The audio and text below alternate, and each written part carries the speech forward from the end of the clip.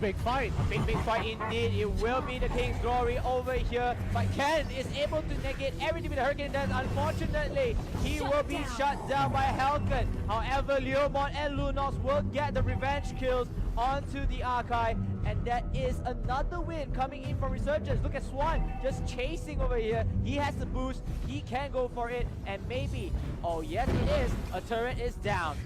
Mysterious Assassins slow on the rotation. Resurgence punish them for being just a little bit off tempo. And now Mysterious Assassins losing the first turret of the game. 4K goal lead. Not too big of a deal because one team fight could easily turn that around. However, a lot of these kills are going onto people you don't want to. A lot of them went onto Ken, especially when you want them to be on your carries like Albi, Lun, or even Aeon. Oh, nice stun over there coming for Swan, but then there's no follow-up. And he has to be really careful, try not to see too much because there are 3 members over there can just take the hit away. Oh, this looks so good. That would have been so good for Resurgence had they had Mysterious Assassins face check that. But luckily they're not gonna make the same mistake twice. I hope so, because they are just defending in their lanes. The turret will fall once more. Resurgence just continuing on the dominance, not only just kills, but pushing turrets and opening up map control into their favor. Ken just putting out the blender, the 1000-pounder. Oh my goodness, gonna continue locking down the opponents. MYA, they are just like headless chickens over here. Eon unable to finish out the kill on Lamau, but then hey, they are able to take this lane away, and another turret bites the dust. Mysterious Assassins are just giving too much respect over Resurgence. If they need to force another a fight. one. They need to force a fight, especially when the numbers are in their favor. They keep saying, hey, we don't have priority over this lane, somebody needs to respond. No, you can take the fight, just don't hesitate in a particular time like this. You had 4 members already to 3, you might as well take the 50-50. Eon, whoa, very close call over there. Just a slight more hit and that it will be over, but he is able to live to die another day. The rest of MYA are so lost at the moment. Their jungles are getting exposed, their turrets are getting exposed. Nothing much you can do right there except to pray for a good war to come. Yeah, and right now, Mysterious Assassins are looking to get any pickup, but I don't think Resurgence are showing too many holes in their gameplay so far. It's just that Mysterious Assassins really are giving too much respect to Resurgence. They need to show them some form of dominance here. They tried to do that earlier in the mid lane against Aeon, nearly killing him, but you need something a little bit more than that to really push Resurgence back into their place.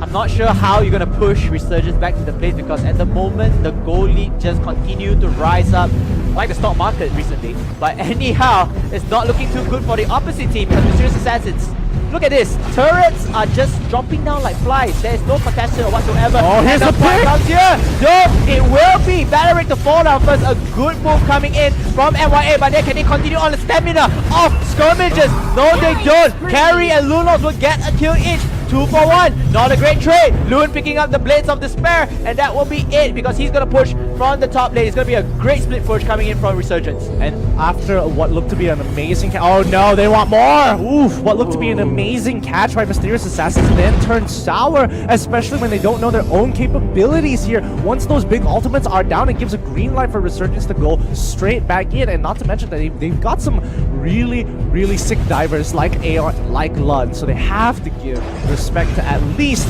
Aeon. And you know, not only the diving that counts, but if you notice that the minion wave just coming in at the right time, they're able to use it for their advantage. So even though, hey, you know what, even though we raised 1 member and stuff, but then again we're still able to push our minions are able to take down the turret, chip them down to the slither of health, and we will finish it up.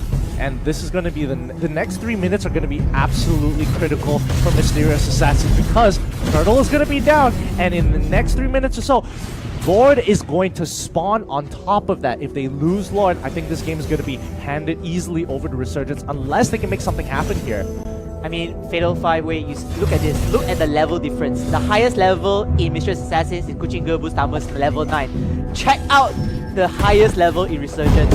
Well, anyhow, but Gush is able to get that sneaky kill coming in from Loon. I was about to say Loon is one of their highest levels. players as well for Resurgence. But then Resurgence, they really want to push it in. They have the confidence though, but then can they find the right timing and not get caught off into this trap? And see, that's the thing, they need to sacrifice. Here we go! Nice one coming in here, but Carry is able to get the kill, and maybe a double kill. Yes, it is, onto Thomas. The rest of MYA, they are falling down like flies. Lunox gets a kill. Arkai chips in. He says, I want to get the kill as well. I want to be the panda of the warrior. And now leaving only Lamau left alive. He is not going to laugh in happiness because all his teammates are down, and he's going to get slaughtered down that Orbe. And of course, you know, he has to get KS by Lunox. Why not? Why not? Because why not? You can't have all the KDA for yourself, but Resurgence. Oh my goodness, they want more! Oh, injury!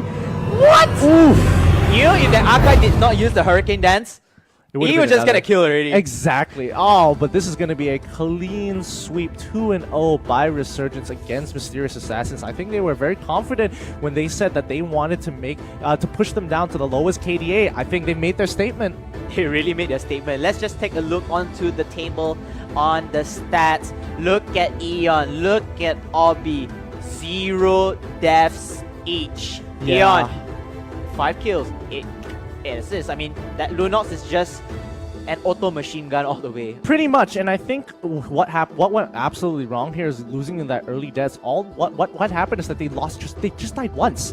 One time they lost, out of all people, Fabi in the bottom side, and he has an incredibly strong early game once he has maximum stinger charges, but he ends up dying before the laning phases even ended, which resulted into another kill, which resulted into Turtle. The snowball was just too much for MYA to handle. So you have to give it to Resurgence, because I think out of all their games, this was their cleanest. I mean, judging from the stats as well, no turret damage coming in from MYA. So that means not a single turret has even fell from Resurgence side. You can see the dominance coming in, the playstyle so smoothly executed, and MYA, they had no choice. I mean, once that death just come in, it snowballs downwards all the way, and they had no choice but to fall. Let's look at some of these highlights and we can talk a little bit more, because this was important. Once Grok died, easily you have full control over the Turtle, and this was really smart here, because not only did they have Lunox who could easily use Retribution, but they wanted to bait out more. So okay, we'll give it up, we'll give this up, but we're gonna take everything else from you. We can run you down with just our sheer numbers, and Thamos nowhere to be seen. They lose 2 members in return. So even though they did get the gold and EXP, it really doesn't matter if you lose that many members to it. So they played a very, very strong game. They play a very strong game, and you know, they just want to continue taking on the fights. Now Ken did a very nice job. He's able to negate everybody from the King's Glory area of effect, and then just twist the turns over here. So even though they have managed to get at least 1 kill, but they, if I'm not mistaken, Resurgence gets 2 kills and 1 turret from the bottom side. Yeah, absolutely. Yeah, that's actually correct. And you're looking at all of these fights again and again and again. MYA they don't want to take these fights, even though they could easily try and do the fight there and then. They've already lost the Belleric ultimate. It's already gone. What else can they do? He dies, and then this clip is most important because they gave so little respect here. They realized that they've wasted both their ult. Resurgence say, hey, we can pull the trigger now. We're so far ahead, I don't even think the tower damage matters. Yeah, I mean, you know, coming in, the execution from Team NYA, it started out to give a little bit of a hope. But again, they cannot last in these skirmishes. Their stamina, their item build, their levels are all damn under-farmed. So if you get 1 kill, good for you. But if you want to continue the second and third, then that will be a very, very questionable phase. And they had no choice, because if they don't take the fight, they lose turrets. Absolutely. It's a rock and a hard place situation, but honestly, I think what Mysterious Assassins need to learn is how to deal with this 4-on-1 composition, how to respond a little bit better, or at the very least look to trade objectives, because they didn't even bother trading a lot of these objectives. They responded too late, and at a certain point, this is what happens. If someone is playing at a faster tempo, you gotta slow it down. The way to slow it down is to at least maintain even throughout the game, and they just let that slip. They kind of gave up too many objectives. They gave up too many fights. They didn't even want to take 50-50s, which to me was surprising, because in game 1, that's what they needed to do. Yeah, I mean, they're a little bit much more passive and reactive to what the opponent is giving them. And, you know, saying that they didn't slow down the tempo is also a very costly mistake. And just, you know, just falling down one by one. That game didn't even lasted 10 minutes into the row, and, you know, Resurgence was just saying, you know what, let's just take it all the way. Anyhow, that is good game, well played by Team MYA. But congratulations to Resurgence getting a clean sweep 2-0. We're gonna have our upcoming match, which is Geek Fam versus Bigatron SG, another Malaysia and Singapore battle. Absolutely. Now remember, all this is live on Facebook Gaming. This is the MPL Season 3 Malaysia and Singapore Week 1 Day 2. And we also got to remember that it's all brought to you by EGG Network as well as Moontoon. Not to mention our sponsors, legendary sponsor U-Mobile, as well as our elite sponsor HyperX. We're going to go on a short break, and when we come back, you're going to have more Malaysian affairs.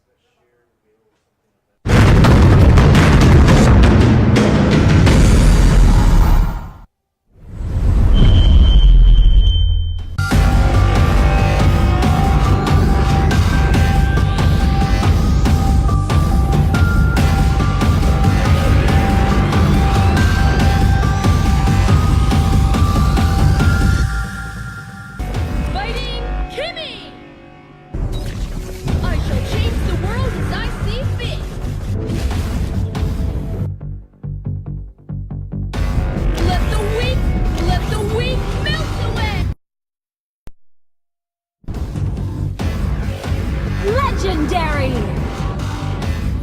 Godlike! Killing spree! Mega kill! Monster kill!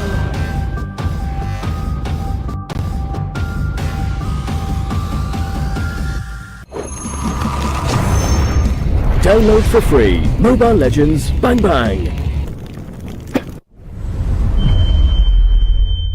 Hi everyone! Welcome back to another episode of Hero Spotlight. This week, a new hero will meet us on the Land of Dawn, Miss Violet Guinevere. As the proud princess of the Barak family, Guinevere can combine mental perception with super energy. Also, she invents multiple magic effects. Magic superpower relying on her own sensitive spiritual perception and anti-gravity magic, with her own interpretation. It helps Guinevere become the unique killer in Battlefield. And that's our new hero, Guinevere. Pick her up for 599 diamonds or 32,000 battle points with a 30% diamond discount in her launch week. Be sure not to miss out on 30% launch week discount. Until next time, we'll be seeing you in the Land of Dawn. Download for free Mobile Legends Bang Bang.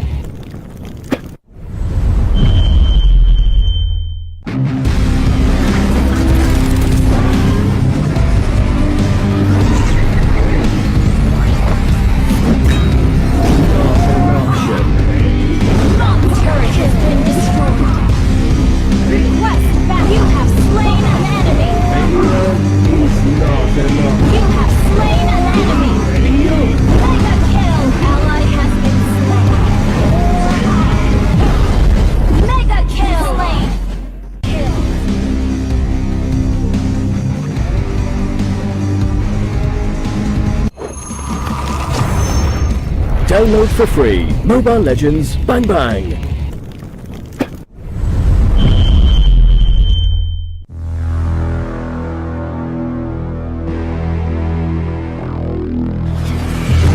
Let me introduce you to my partner, Dexter.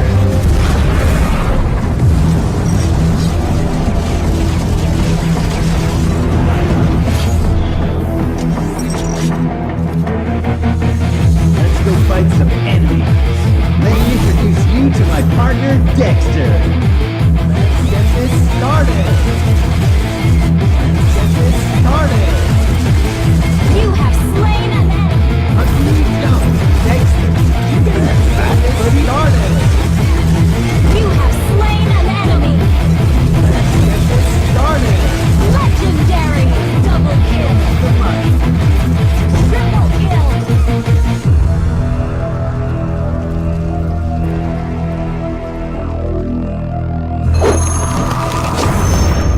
Download for free Mobile Legends Bang Bang.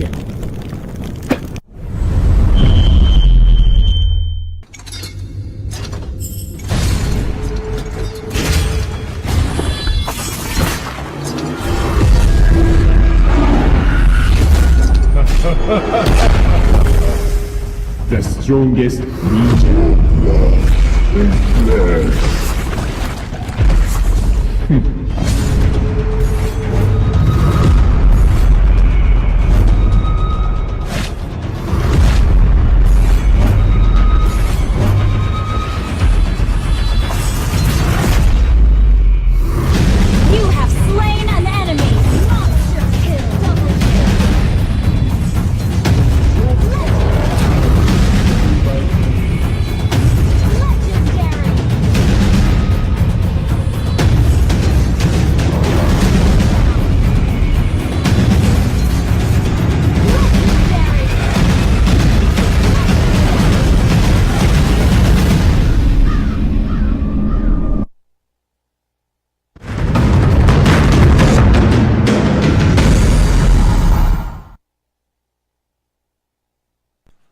Welcome back, ladies and gentlemen, pros and noobs of Mobile Legends. Yes, I'm talking to you, to all the noobs, including myself, to the MPL Malaysia and Singapore Season 3 Week 1, Day 2. See, I nearly got it correct. Okay, hold on. I have to finish up first. Alright. My name is KBC Sensei, alongside with my beloved co-caster Fader5 Away. You are watching this live on Facebook Gaming, and this MPL is brought to you by EGG Network and Moonton. And of course, for those who don't know, we do have our sponsors as well. The legendary sponsor, U-Mobile, and of course the elite sponsor, HyperX. Now, I only got that one part wrong for this opening. You have to forgive me on this end. Don't worry. I'll forgive Good. you any day. Yeah. Thank you so much, Fatal5. So yeah, take it away, bro. Take it away. It's been an exciting day so far. Our first series of the day has already been taken care of. Now, it's going to be another one between GeekFam and Bigatron. And yesterday, GeekFam didn't do so well, so maybe this is the time that they can rack up some points for themselves. Yep, and let's check out the standings right here. This is the updated standings after the match of Team Resurgence against MYA. Now you can see that Resurgence just, sharing the same spot with Icon and EVOS Esports SG. Don't worry, even though they are ranked, but again, they are the same spot, while MYA will share the same losing end of GeekFam and Boscore Gaming at this moment. Yeah, and hopefully GeekFam is able to get some sort of win or some kind of points to kind of tell themselves like, hey, we still are worth going into this league with no worries whatsoever. And it helps with the motivation as well. It's like, all right, we had a bad week. We still got 1 point compared to we got no points at all. Yep. I mean, we have noticed all 2-0 games at that point. Yeah. And we were thinking like, you know what, maybe today we get to see a little bit much more action pack. I want to see them pushing to round 3. But again, all the teams, whoever is down, I hope they can really pick up the pace, at least learn from what mistakes from there. Anyhow, ladies and gentlemen, we're going to move on to the team profile. So our second game, GeekFam from Malaysia going up against Bigatron SG.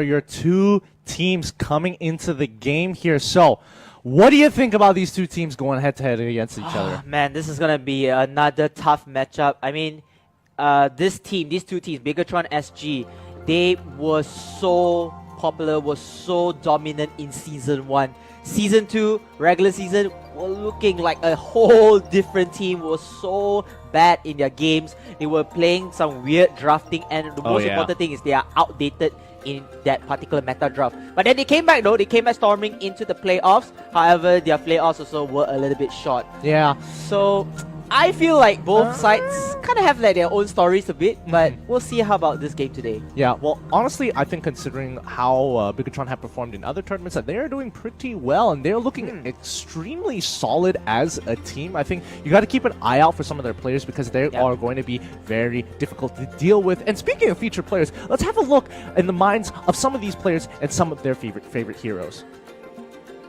Now let's see, we will be featuring the player from Team Bigatron SG. It will be Sing. He'll be using his favorite hero, which is Lunox. Just play aggressively. Lunox at level 1 is one of the strongest. I do agree with him. Again, a Lunox on a level 4, that's even more worse than the level 1 hero at his state. Now roam to other lanes. This is a very good tip And of course, we do have the late game one, which is stay at the back line and wait for a team to start fights. This is somewhat like an assassin style of advice that you normally give to people. Yeah, absolutely. But not to mention that Feeks is also an incredibly good mage player as well from the side of Geek Fam here. And it's going to be the Gusion where he's going to be looking clear the jungle and hopefully get his early levels to make sure he makes a difference in the mid game by roaming and trying to kill as much as possible. I mean, general advice, but I think you can tell by the item build, Lightning Truncheon first item, Concentrated Energy second major item, you know that he wants to rack up those kills. Yeah, and with Fleeting Time, he's able to just reduce the cooldown reduction, so he just keep on spamming, just going outside, then spamming again with the Renaissance. Yep. So much in effect, and he is a type of player that will play it really aggressively. Extremely aggressively. I think based off of just that, his plan where he's just roaming to kill, I think he wants to be able to get those and puts himself in a position where he can get those kills. However, when he's up against someone like Sync, it's kind of hard to compare because Sync, after so many seasons, we've been looking at him, he's just so consistent. How does this guy considerably always does a good amount of damage, is always in a good position to help his team, is always able to be the person you can rely on even though he's behind? I mean, if you watch his live streams, I mean, he does do live streams as well for a lot of his gameplay. You can notice that he is one of the players that is very versatile in one way, and he always keep that same tempo. He's not like a player that at one point he can be super red hot, at some other points he's super cold down to the bucket. He's that player who is always at that tempo, that steady tempo, which kind of benefits towards his consistency. Yeah, and I think it definitely helps when you have that foundation to rely on, correct. especially in a role where he's playing as the mage itself. A large part of the DPS is going to come from him, so having that to rely on is just great. You don't feel like, oh man, I'm losing these team fights. It's like, oh, we still have a chance. Correct. And it looks like we're going to start off our Game 1 draft. Team Geek Fam going up against Team Bigatron SG. Looks like Geek Fam will be on the blue side. First draft ban and draft pick. And alongside with BTRSG, which is the red side. Now, speaking of BTR, I'm very interested. Let's not talk about the draft first. Okay. I'm interested to see that LY4 is back with full force. I know he had military service that time, so he did not commit much into the game. Yeah, yeah. And Jason Core, Season As 1, well. he was the best. So far, I would say he will be the best second tank alongside with Mr. V in Season 1 and now I've been told that he's a shot or playmaker for this team itself. Absolutely, you've got such a crazy strong combo with Jason Cole as well as LY4. Looking at the bans right now, looks like they're trying to get rid of a lot of utility type heroes here. Lunox and Kimmy are both on the table. They're hovering above Tigreal. I don't think it's the greatest idea in the world, especially though he does have a strong ultimate that really sets it up. There's a lot of picks on the table that you could get for yourself, so I think this is just debate. Probably going to go either thinking between Kimmy or Lunox. Lunox, extremely reliable to play, but I think Bigatron, they're going to be looking to pick up the Kimmy for themselves here. I wanted to save you the trouble saying that that's just a troll hover, but it's okay, you can just explain, I mean, Tigreal does have his usage, but not in the current meta. I mean, I underestimated him before in my last tournament, so that's why I kind of, you have to kind of give everything a chance here. Just a little bit. Yeah. Oh. Ooh, I like this. Very solid composition coming in from Geek Fam right now. Expected of them. But Bigatron, they've locked in the Kimmy and they've locked in the Minotaur instead of getting a Kai for themselves. And that's pretty interesting here because we've seen time and time again, Mr. V is a beast at looking for openings and just completely turning team fights around with that Minion Fury. So they gotta be careful on the side of Geek Fam. I mean, between him and me using Minotaur, I think I'll just give it to him because his timing, it's worth it. Just go for it. His timing for his ultimate on Minion Fury is just on point. So even if they don't have Minotaur, you can just give him Johnson, which, by the way, he's not in that current meta right now. Yeah. But you can just give him Johnson, he can just do whatever with it. He's still pretty good at Johnson, surprisingly enough. Now, moving on to the second ban phase, they're going to be looking to get rid of their off-lane tanks. So, Leomord is off the table. That means they are looking to pick up Thalmos for themselves for the side of Bigatron. That would be such a great pickup for themselves because nothing really deals with Thalmos properly. Correct. I mean, unless Bigatron wants to ban Thalmos, but I think they will really want to have that. They're going to ban out Helcurt, and now they are just going to pick. So it's going to be a Thalmos. I like this if it's Thalmos because, you can give that area effect damage, and as an off-lane hero, he's able to dominate once he gets those items up. Absolutely. So look at the Oh, Instead okay. of All right. because- Okay, highlight of the day, ladies and gentlemen. Aldous is back in your game. Yeah, I think I they do see a good Aldous before. I Who was agree. playing that? However, Was it I Sana? feel like this is a little too greedy coming in from Bigatron. They've got things that Yeah. require so much gold. Correct. Yeah, so resource intensive that GeekFam might be able to open up opportunities. If this goes into the late game, Bigatron is easily going to take care of it, but the early game is going to be determined on how Sync plays on that Kimmy. You know, remember the time when Matthew just mentioned, our colleague, he mentioned that Aldous early game is trash tier Aldous. Pretty much. Pretty much, that summarizes the whole thing. It looks like GeekFam is going to go in with a much more earlier style play. They're going to get a double mage setup with this Harley I and hate this. Lolita though.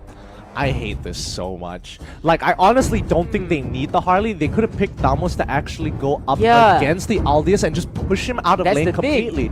But again, looking at both team compositions, Bigatron, really interesting. Let's actually talk about this a little bit more later, because I know for a fact the production is warning us that there is a very special taunt video between these two teams. Let's have a look. LY4, playoff nanti pastikan ada rambut. Too easy for us. Short, sweet, simple. Yikes! I'm going to give it to Bigatron. You're gonna give it a bigger taunt? I'm going to give it to Bigatron. In terms of the game or the better taunt? the taunt.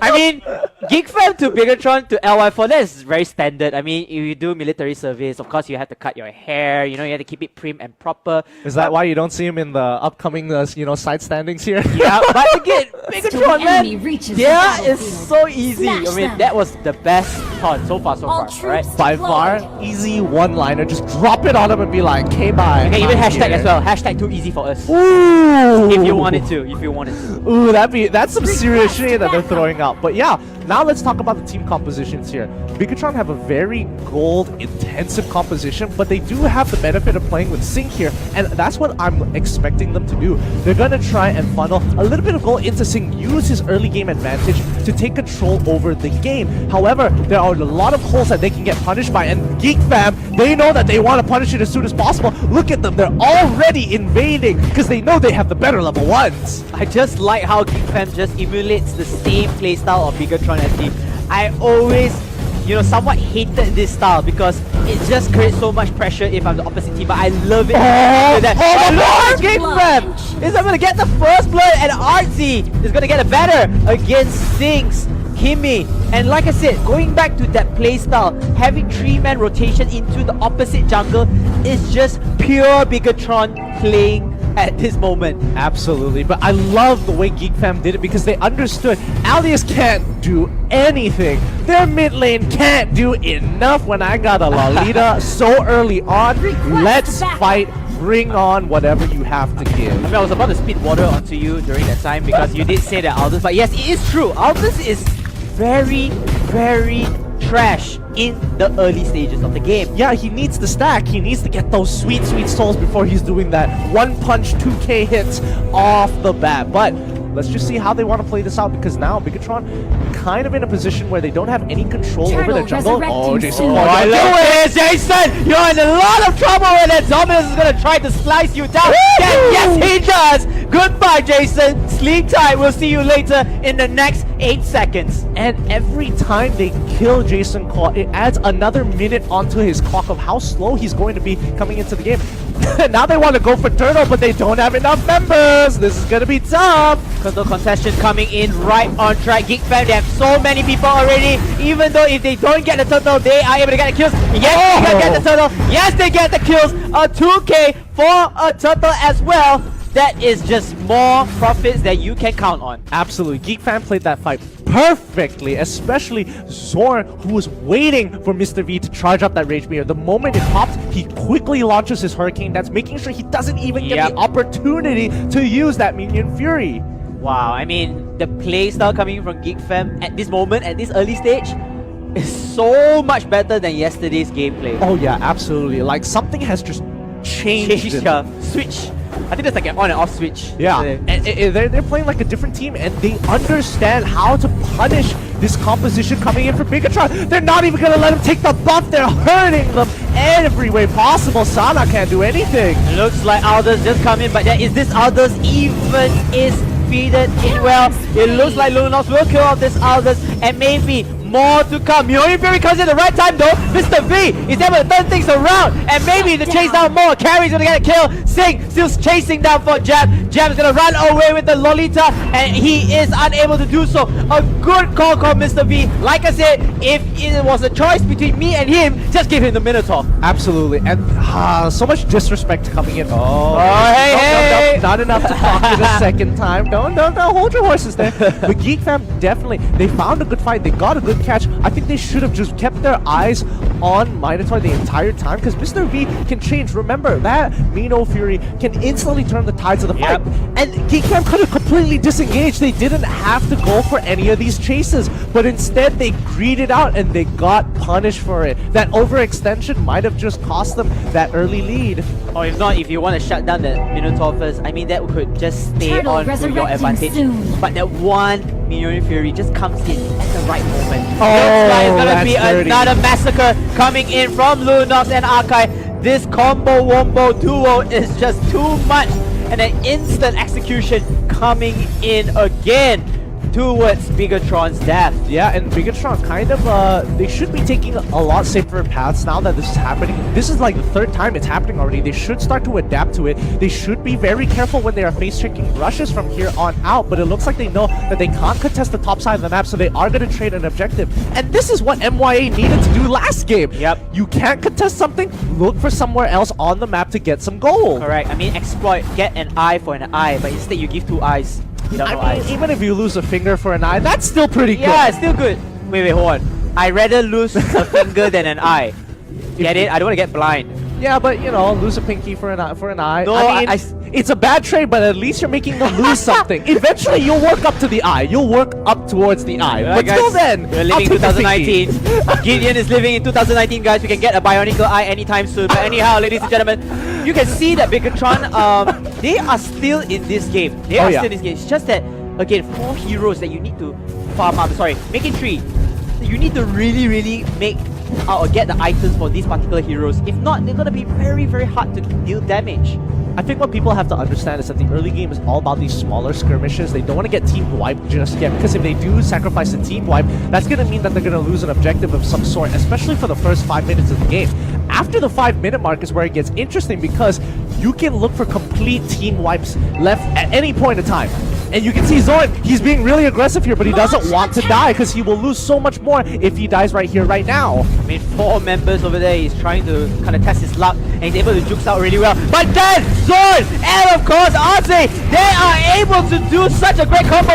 Mr. V will get fallen down, even though with the Mirror Fury, because the turret just slices him down. Lunos comes into play, and then maybe more in hand. Dominus and Artsy coming into the momentum that he needs. But I have to give credit to Zorn because he set up that really well. I don't know who called the shots there by Geek Fam, but dang, son, where was this Geek Fam yesterday? I mean, this is like a whole new Geek Fam in play, but then it's too early to say. Look at this. Another burn down. Dominus will fall though to carry, and now it's a battle between the tanks. And yeah, carries in hell. And look at it here, double kill coming in forward into the mid lane. It looks like Harley's just gonna bail out. There's no way that he could take this fight.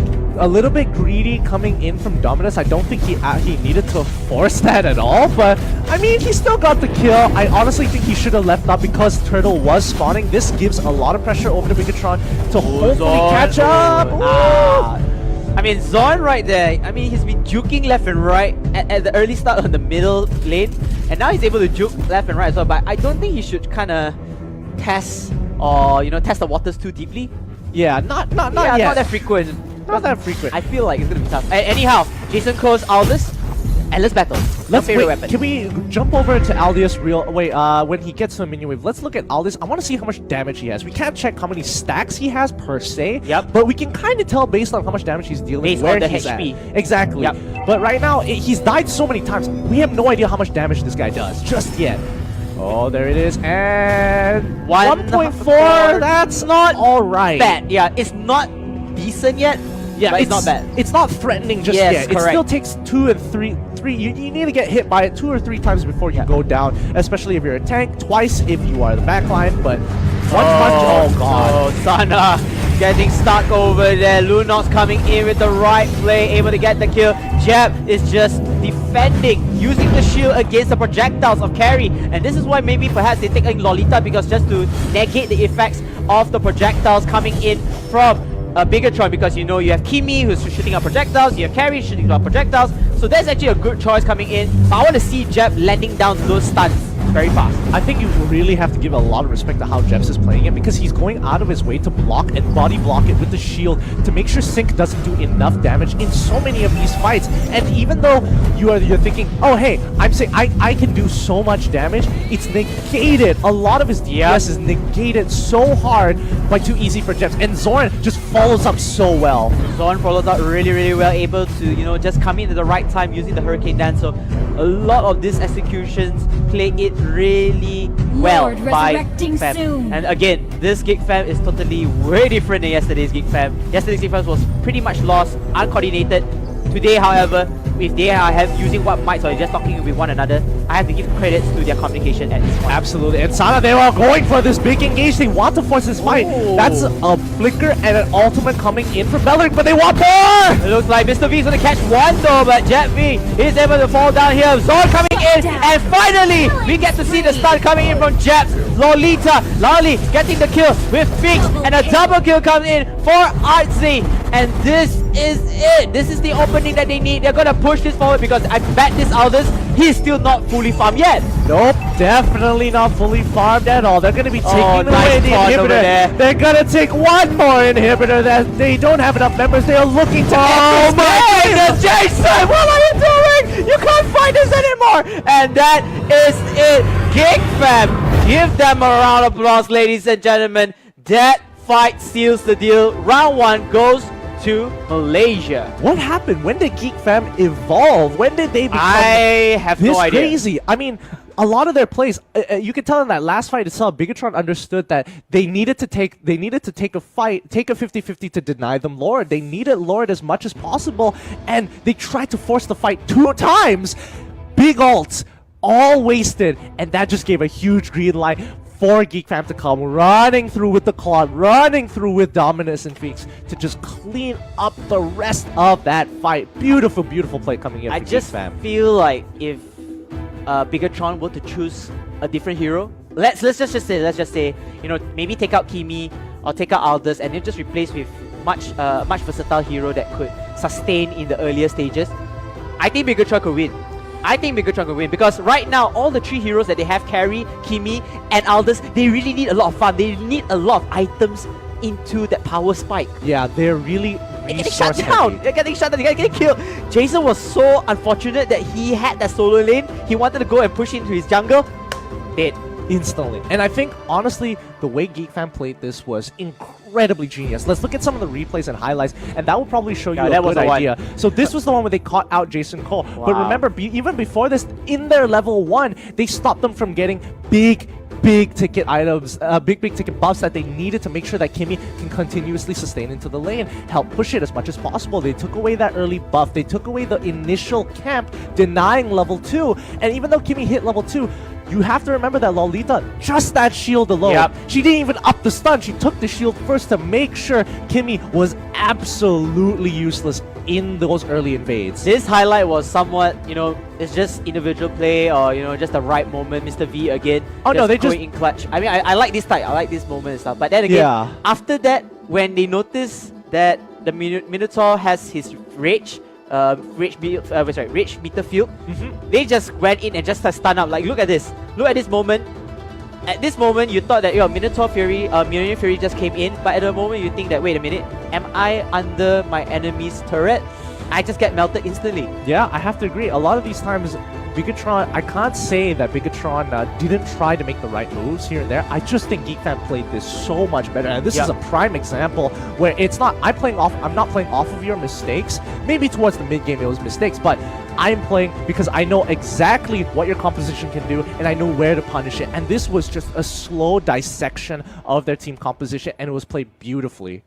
I just feel like if they were to get a different hero, just a different hero in that draft, you know, just try not to be too greedy. I know their backup plan was let's try to force it out the late game and we'll be super unstoppable, because by the time they hit late game though, that Aldous, that Kimi is just going to deal massive damage. Don't forget about the carry double wheel lockdown. But it didn't come into that plan, and they just getting dominated from early to mid and just ended the game. I absolutely agree. I think what I would like to see is them pick up... the Leomord was banned out, but I do think that Thalmos would have been the better pick here. I feel. He would be able to stay sustained. He would be able to get to that backline. And even if he fights the backline, he is not too afraid of the Kimi. Correct. He's also not going to be too afraid of the carry either. He will be able to sustain once he gets the Bloodlust Axe. But let's just see whether they start to adapt in an upcoming game in Game 2. But in the meantime, we're going to go on a short break. Remember, this is all live on Facebook Gaming. Correct. MPL Season 3, Malaysia and Singapore Week 1, Day 2, brought to you by Moontoon as well as EGG Network. Not to mention that we've also got our legendary sponsors of Mobile and our elite sponsors, HyperX.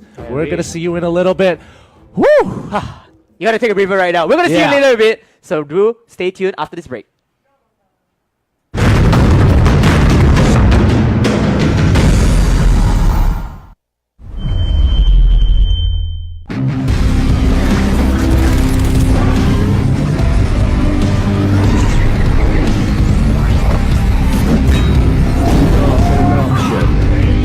Bomb turret has been destroyed. Request back. You have slain an enemy. You have slain an enemy. Mega kill. Ally has been slain. Mega kill. Slain. Kill.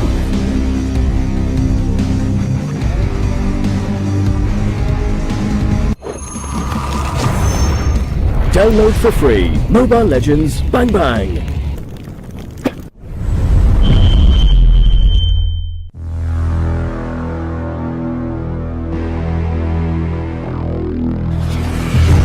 Let me introduce you to my partner, Dexter.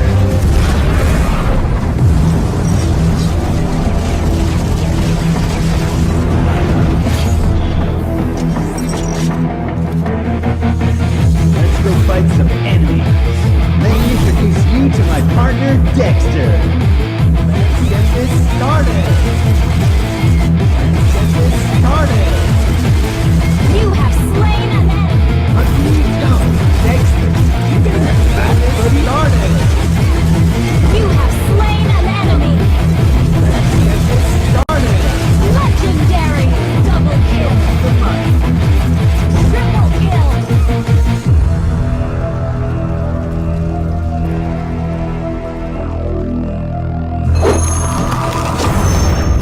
Download for free. Mobile Legends Bang Bang.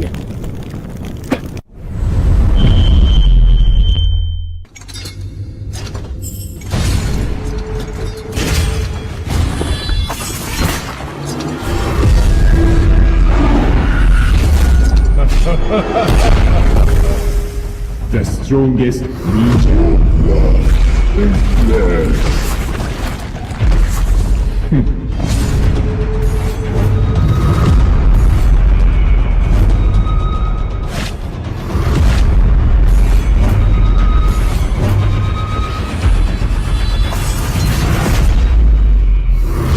You have slain an enemy.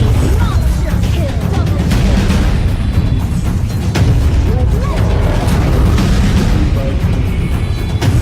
Legendary. Legendary.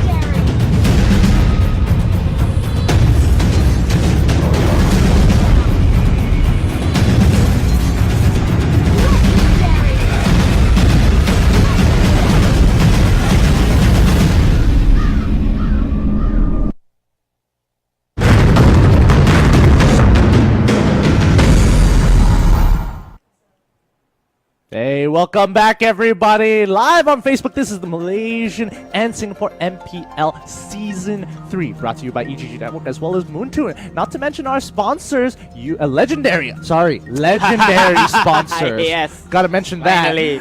Mobile as well as our elite sponsor is going to be HyperX. My name is the Fatal 5-Way. Here with me is KBC Sensei. You can follow us on our individual pages. But today has been a exciting day. We've seen this like new evolved Geek Fam out of nowhere. Correct. Changing from day one, Awesome. coming into day two, and just taking away a game off of Bigatron out of all people. I mean, they are looking like zeros yesterday, but now they're the heroes over here, and this sparks a lot of questions in my mind. Like, why don't they play this yesterday? Okay, maybe a few things. Maybe they are late boomers, like I mentioned. You know, maybe they start off very slow and stuff.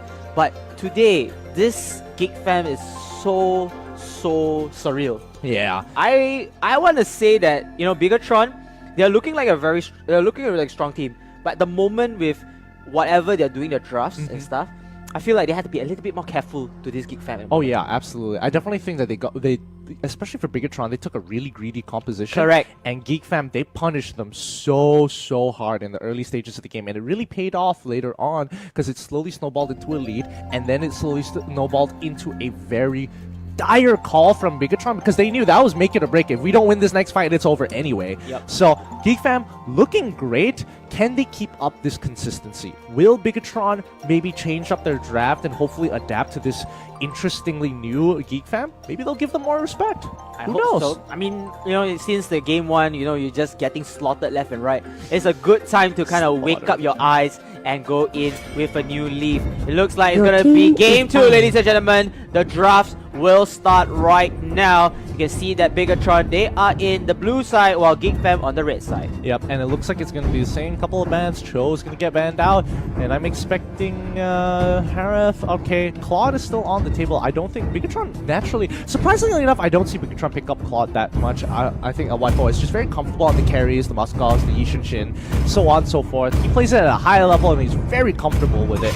Looks like it's going to be the Selena. Your team Yeah. is banning. And you know, speaking of which, this is what is the problem that some people would kind of predict, because LY4 he just sticks to this very consistent heroes, but these heroes are all out of the meta in a way. I mean, arguably when LY4 plays it, is it really out of the meta? Because he plays it he plays so well that I don't think it really matters too much. But I think if he plays on things that he's comfortable with, like you Your put him on team the is Lunox, you put him on the carry, he easily takes care of games by himself.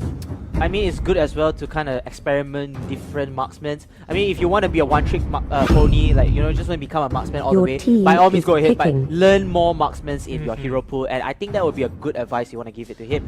And it looks like it's going to be, wow, Kaya, first pick by Jason Ko. Extremely interesting. Now, Geek Fam here, on the other hand, they're going to get access to Lunox. Do they want to lock in the Kimi, or do they want to just lock in another tank for themselves? They could pick up the Akai as well. We've seen it time and time again be a lifesaver and great at picks, but no, they're going to lock in both their tanks.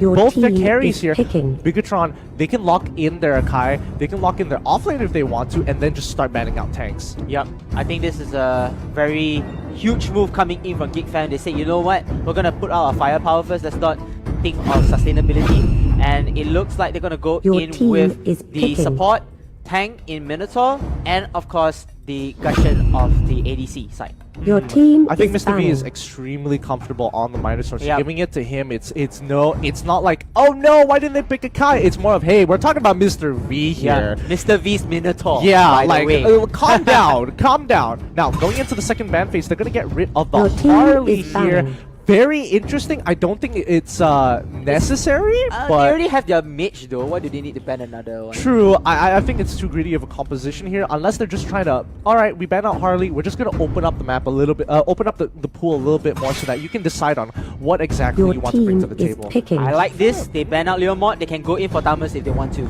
Yeah, they can easily pick up the Thamus for themselves. Do they want to do that, however? They could go in here. Ah, no way. Come on, Dominus. You can use Badang though. I don't mind. Go ahead. Actually, if I had to choose between Badang and Zilong, I would 100% just pick up Zilong. Just pick up. At least Zilong can lock one person out of the fight. And But can push Badang- turrets. Push turrets all the way. But I can't do none of that. All Listen he- to that, Munton. We need you to buff Badang real fast. Like, Real bad. Seriously, really badly we need it. But it looks like we're going to go out with Gato Kacha. Your team I'm okay is with this picking. because I- at least yeah. with the Gato Gacha, if you catch someone Correct. a little bit out of position, he can help you chase forward. Correct. And I like this Gato Kacha because Gato Kacha don't work well with a lot of heroes. It's very situational heroes. Lunox and Cloud is one of them that could work really well with this Gato Kacha itself.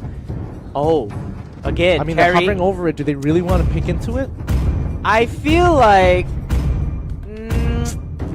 if they want to take this, I think it's a much better choice than the last game. Do you think so? Because Gasha can farm well. Your a bit. team is I mean, he chose already, It's though. still, again, it's 3 people that you want to invest resources in. I think one of them is probably going to, one of them you can kind of just leave by himself, assuming that he doesn't get punished. But I'm expecting GeekFam to be doing the same thing this time round. Except, however, Bigatron don't have that much going for them in terms of their level 1s anyway. So if GeekFam decide to be aggressive, like, hey, we can lock in the Lancelot, and he's gonna do pretty well against the Aldeas anyway. On top of the fact that I'm gonna invade you and you can't do anything about it, that's gonna be a tough deal.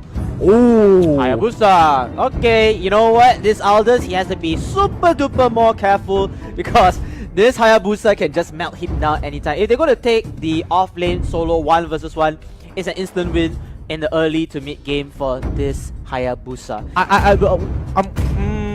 that might not be exactly be the case here, because Hayabusa, he's gonna get babysitted by one of the tanks, which means somebody is gonna be left alone. I'm trying to figure out who it's going to be.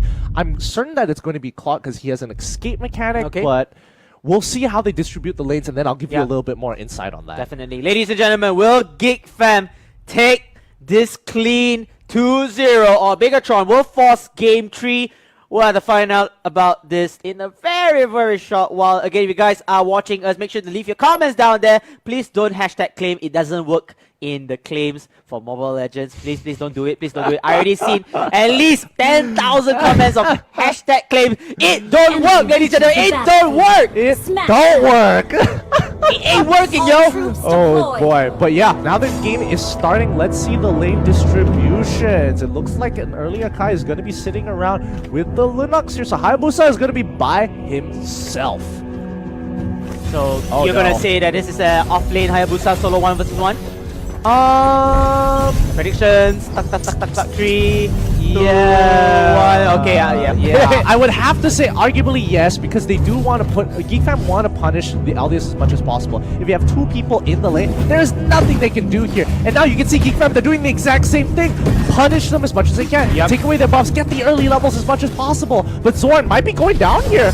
Uh-oh, this is bad. Oh, Zorn! And yes, he does. Kaya will get the kill over here. All thanks to Jessica, but Jessica is also in a lot of trouble because the Gato will be able to get the trick.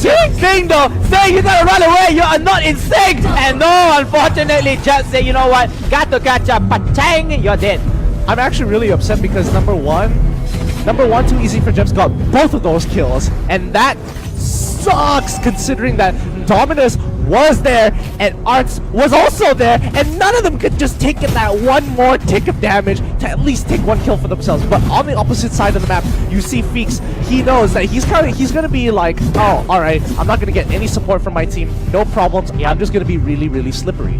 I mean, Feeks is, you know, well known for playing top global assassin heroes out there in the name of Lancelot, Gushon. So having Hayabusa for himself, he knows what he's gonna do. He just needs to be very, very careful of any extra CC players, like all these players over there.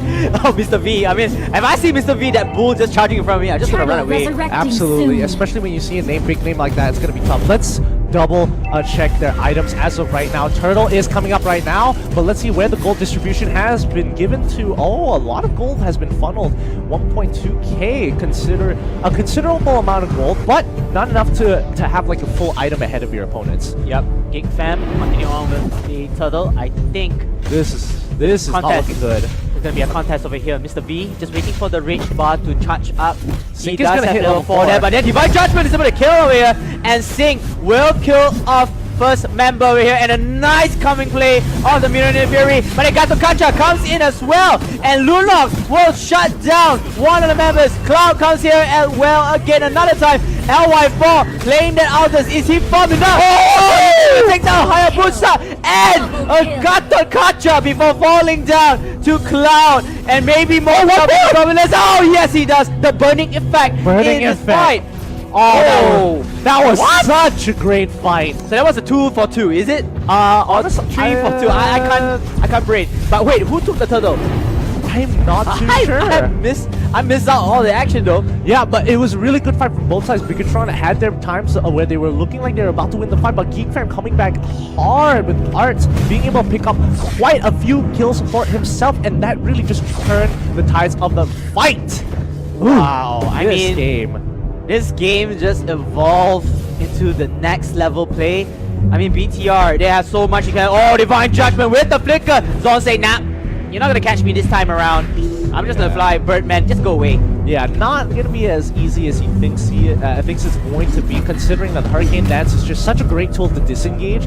However, what is the next play going to be from Bigatron? It looks like they are going to respond to this. Expect a fight. Oh, Zorn, he has to be careful. He doesn't want to tease us up here. Jason with the ring, able to deal some damage, but then again, this engagement is the best time at this moment. Yeah, really good call from Geek Fam here. However, luckily Jason Cole had already used his Divine Judgment much earlier. Oh, too easy for Gem.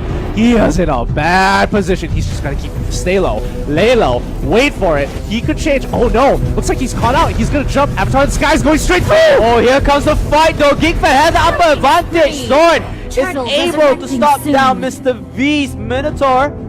And that will be a kill. Geek Fam, they're gonna continue in and they're gonna take this turtle into their favor. And it looks like, oh, gacha. A little bit caught off guard by the Divine Judgment of Jason Core there. And it looks gonna be a trade. But then again, Geek Fam holding on to this turtle is very crucial. Yeah, I mean, woo, every turtle will add up and it benefits the entire team, not just one person with the buff. Correct. So they're going to be running around. Let's double check the items one more time to see how far they are. Breaking that turret, that is a big deal. Hayabusa with 3k gold under his belt. He's slowly building up to that endless battle. Lunox, on the other hand, hasn't completed her first item just yet. However, Arts with that Demon Hunter sword, that's going to be a good spike, considering that Bigatron haven't even completed their first items yet. I love how Hayabusa is also having a very good generation of farm. And LY4, oh my goodness, he's gonna get caught up again! 3 members there, what went wrong there? He just came down all the way from the bottom? I mean, he completely disrespected, but on the other side, Bigatron, they want to force a fight here only just to get some kind of retribution. Jason Call, he wants it! Biggs running away! Being that ninja he is, Mr. V trying to snatch him. Oh, the shield though, but that Jason Cole was waiting for him already. He's gonna use the shadow kill. Ogi, unfortunately, the power just takes a little too much. But look at the bottom lane. Bottom lane, they're fighting though. Yeah, they're gonna trade one more turret as well. And now you can see Zorn, he's running up. He's probably gonna use the Hurricane Dance just to bounce him away, to buy some time for his team. But they've realized that it's a little too soon, too late. Zorn, he has there to go it is, in Hurricane here. Dance. Hurricane Dance, able to lock down at least 2 members here, but then the follow-up is not there. Maybe he just wants to defend his turret, but then he has to care for himself. Before you care for the turret, care for your goddamn life, bro. Doesn't even matter because their team just traded a turret for sacrificing Zorn. And considering how much gold you get off of a turret in terms of how much gold they get from killing Zorn, this was so worth it in the eyes of Geek Fam. Take Zorn, we'll take your tier 2. Endless battle into LY4. LY4 is a pain to say his name, but then again, that is the first, I think, the first item that he has to build out here.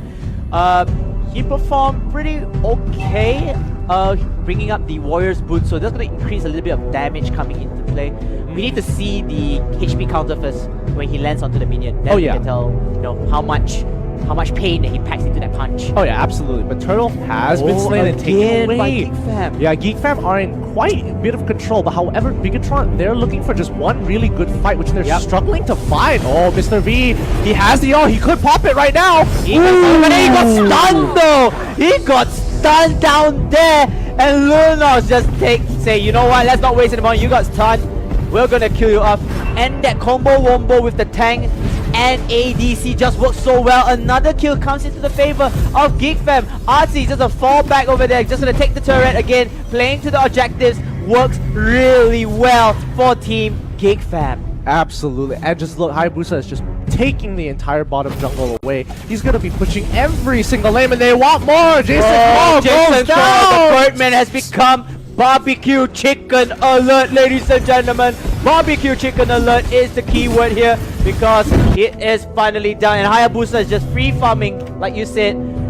Kills just getting wrecked Objectives are just getting over here. What is going on with Bigatron SG at the moment? I don't know at this point. I think GeekFam are just playing a much stronger game. And Bigatron, they are looking for these big fights, but they dedicate so many resources that it doesn't become as worth it as you think it is. They need to be really efficient, and so far GeekFam is just being way more efficient. And look like GeekFam, they are going to take another turret. And here's the smart move, they went back.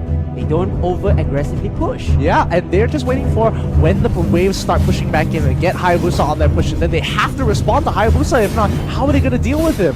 25 seconds till the Lord responds. I feel like this particular map control, it comes into GeekFam. But then again, Bigatron, you can see that their players, besides Sana, the rest of them are still pretty much underfarmed. Artsy with the level 11, Fix with the level 12. Look at the item progression. Golden Staff already onto Artsy's Lord, and of course the soon. Hector Seas and Endless Battle onto Hayabusa. There's so much damage coming in from those two ADCs. Yeah, way too much damage. Way too much damage. And I think right now GeekFam understand that they have a lead, but the thing is, they don't want to be conglomerated into one place. They don't want to be all together at Lord, where Mr. V can change the tide of the fight with that one ultimate. No matter how much damage you have, if you get caught into that Mino Fury, you're in a lot of hurt and a lot of trouble if Bigatron can get on top of you. Oh, Zorn. Just look at them. GeekFam are just baiting it out. They're just baiting them to come to them. Come on, bring the fight to us. We are ready to handle it. But with that Golden Staff, as well as Hayabusa pushing on top of that Demon Hunter sword, they're going to take this Lord without any contestation. Looks like the 4-1 split push works so well. It looks like Art's gonna pick up the Winter Trashon. And of course, I think that was a Tina shield from Zorn's archive. Yep. And that's big ticket items because Sync isn't going to do as much damage as he would like to, especially against their tanks. Oh my goodness. Zorn's gonna catch. Oh no, Jason Corgan, the Birdman is gonna become barbecue chicken alert here, but no, Divine Judgment able to pull out Zorn. Zorn is flexing out his juke smooth over here. Look at that cheese, and then maybe more to come because the Lord is in favor. The rest of the members of BTR want to stop this carnage. They have to stop the Lord first, and yes they will, but then sacrificial turret has to be engaged. Mr. B coming in the right time. This is the opening that they need. So Kaya able to do it with the first kill, but a godlike onto Dominus. Hayabusa with a double kill the Lunox and Cloud. I think this is just too much for Bigatron to take already. Yep, this is too much. They're going for the ending push here. This is the new GeekFam that we've all been waiting for. Taking a 2-0 sweep against Bigatron. What a game! Wow! I have to do the meme, you know, like wow. How you try to do it? You try to do it. Wow. Okay, that's much better from me. But then again, GeekFam, this team is a whole new team comparing to yesterday. They just went from negative 99999 to, I don't know, 100 at least. Their power is over 9,000 at this point. And I think, look at the way they play. They play such a strong game, but I've noticed a particular combo that's so difficult to deal with. And this is between Arts and Too Easy for Jeps. Both of them decided to take the barrier, to take Aegis. With double Aegis here, when one pops the shield, the other pops the shield. You've got this massive shield that no one can really get, on top of the fact that Arts gets another bit of a shield from his Blazing Duet. That is really difficult to cut through, and a lot of the times they don't even get on top of Arts. Too Easy for Jeps takes all the damage, and he is just happy to soak it up because Arts is able to clean up so many of these fights.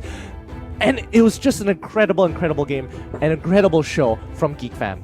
I mean, Fix over here bringing out the Hayabusa. He didn't even do much to take down the turret. It was more towards Cloud's engagement with the other 3 more members. So the 4-1, splitting it up, you know, making sure that Hayabusa is farm well so he can join in the fight later onwards. And if you notice, I read the comments that time, a lot of people are asking, why Aldous? Why choose this Aldous again?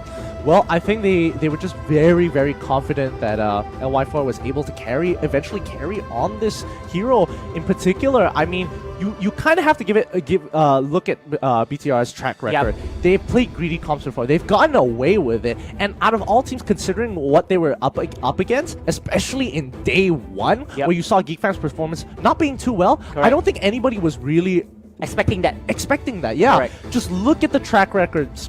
It wasn't looking good, and I don't think, even in my eyes, GeekFam was not favored in this matchup. But they've definitely changed my eyes here. This is definitely a new team, and they played so well.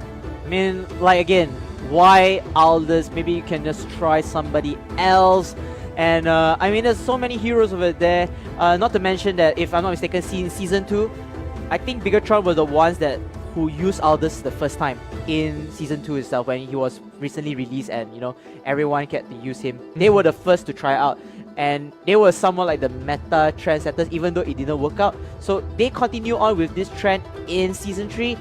Again, it just takes a lot of time to farm out this Aldous. Absolutely, and I think Geek just Fam, very hard. yeah, and I think Geek Fam responded well. I think in most situations, if teams didn't really know how to deal with this type of team composition, I think they need to take a page out of Geek Fam's book, because they were looking to punish Aldius as much as they can. Take away the jungle, take away his resources, cut him off and isolate him from the rest of the map. Every time he went bottom, they immediately invaded into their jungle, because they know that Aldius doesn't bring too much in the first 5 minutes of the game. Man, the final game though, Mr. V just came in so right. Yeah. But then Cloud, Blazing Duet. They were too far behind. Too much. Just too far behind. So much pain, man. I mean, it's a very hard blow. I felt like Bigatron, they played this second game way better than the first game. Absolutely. But again, still getting dominated by their foes and very underfarmed. Exactly, yeah, there's nothing much you can say about that. But don't worry, that isn't the end of today's games. We still have one more set. This is going to be Reborn versus EVOS Esports SG. Now, this is just going to be a replay of the Grand Finals. Best of 5 comes down to the 5th game some more, right? Absolutely. Oh, this is going to be an extremely exciting game. But we are going to go on a short break. But remember that this all is live on Facebook Gaming, and not to mention that the MPL Season 3 Malaysia and Singapore Week 1 Day 2 is brought to you by EGG Network as well as Moontune, and not to forget our sponsors, legendary sponsors, Mobile, and our elite sponsors, Hyper. Come on, faster, is there? I don't think there is. It's there. Don't have. Okay, never mind that. I was said that I'm not able to time that right. But we're gonna go on a short break, and when we come back, it's gonna be a replay of the Grand Finals.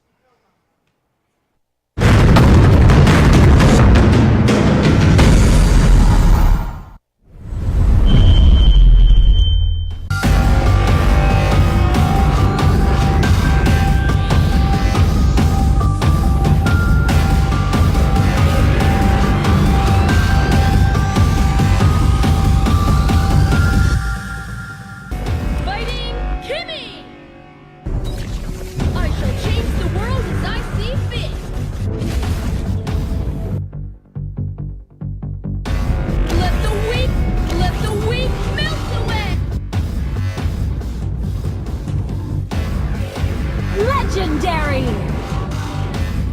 Godlike! Killing spree! Mega kill! Monster kill!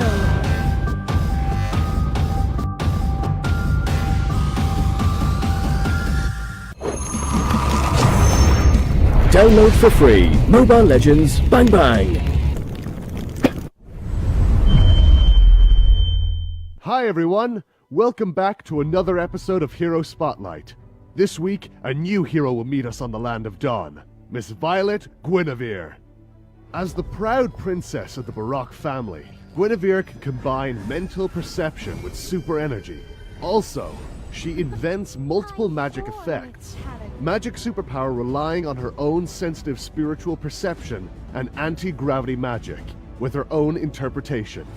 It helps Guinevere become the unique killer in Battlefield. And that's our new hero, Guinevere. Pick her up for 599 diamonds or 32,000 battle points with a 30% diamond discount in her launch week. Be sure not to miss out on 30% launch week discount. Until next time, we'll be seeing you in the Land of Dawn. Download for free. Mobile Legends Bang Bang.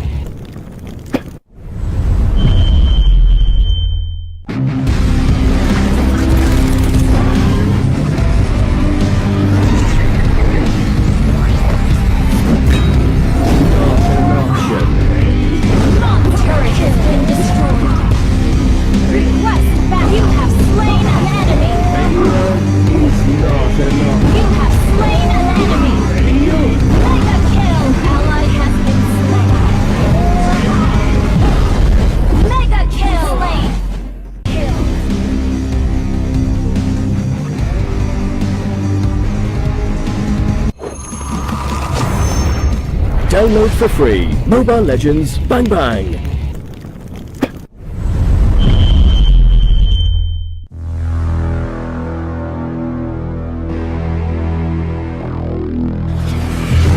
Let me introduce you to my partner, Dexter.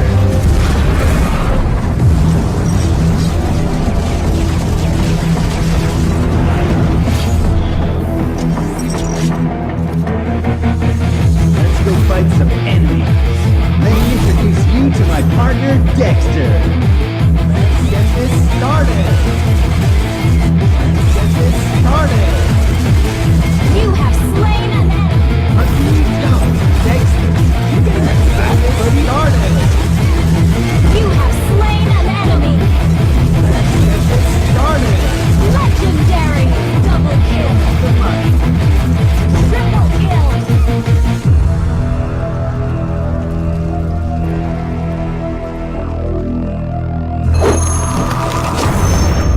Download for free. Mobile Legends Bang Bang.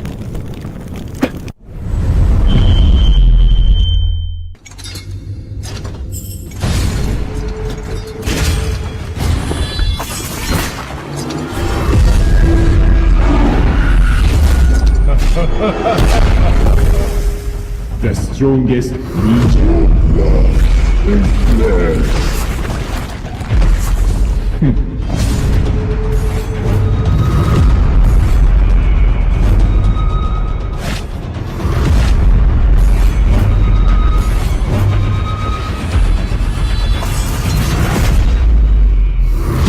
You have slain an enemy. Monster kill. Double kill. Legendary. Legendary.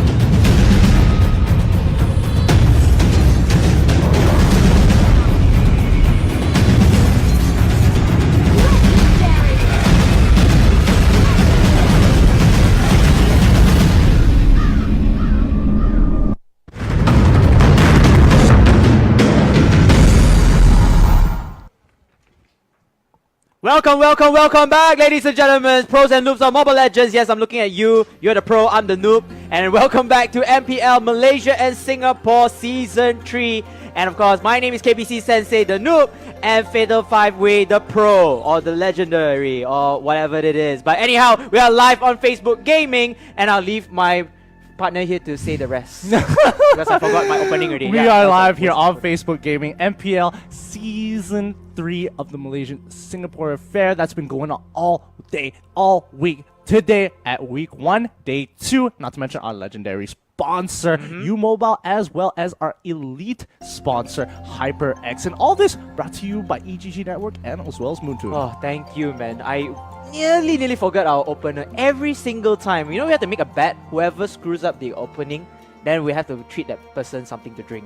Really? Maybe we can do that, or we can ask Egg, you know, perhaps give us some eggs and then... I'm just waiting for the moment our I don't know. producers don't remind us to do it, and that's when we really drop the ball. we can do that, But again, it's still week 1. It's still week day 1. 2. we got plenty of time. And we got the final game already. Oh, yes, it is. And this is going to be the final game of today. Our final series, actually. But let's look at the standings before we go any further. It's been updated. You know what to look at. Evo's right at the top with 3 points with Geek Fam. And remember when I was talking about Geek Fam, they needed to rack up some points for themselves to feel good about themselves at the end of the week. Correct. That was a convincing win. And I think that was just such a motivational boost mentality-wise. Yep. And I would be so pumped after that game because they played a strong, clean game. But on top of that, Icon right just below them with 3 points as well. On top of that, Resurgence 3 points. So we've got a whole lot of people vouching for these top spots. Yep, I love how Geek Fam played today. They were absolutely phenomenal. They were surreal. They went from zeros to heroes. And even though they lost one game ahead, this is actually very essential because every time you win a game and then you move through the week, you feel a little bit much more relaxed. And you've taken down like one of your most important matchups, I think. Yeah. I mean, everybody's an important matchup, but I agree. This is like one in their tier list. This is like Season 1 champions, you know. This is like Season 1 champions and we beat them. Just saying. It definitely feels good. It gives you a nice warm feeling. But Yep. for this upcoming matchup, this is going to be Reborn versus EVOS Esports, okay? Oh, jeng, jeng, So jeng. it's going to be tough, but let's look at both lineups.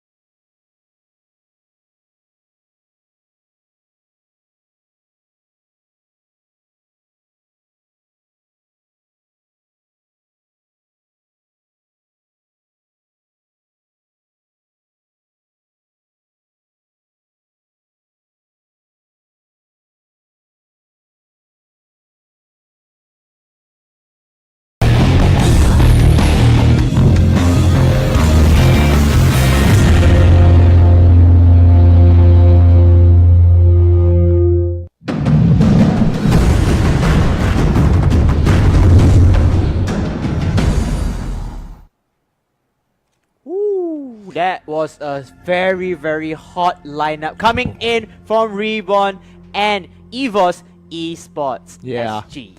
Both those lineups looking really, really strong. And it looks like we've got some news actually that one of the teams, and it looks like Reborn is going to be subbing out someone for Kempachi. So expect, if you do see his name on the list, you know why he's there. They're switching it up a little. That's going to be interesting to see how they play well, because maybe he's going to, you know, change the team dynamic potentially. It could backfire. Don't hold me against it.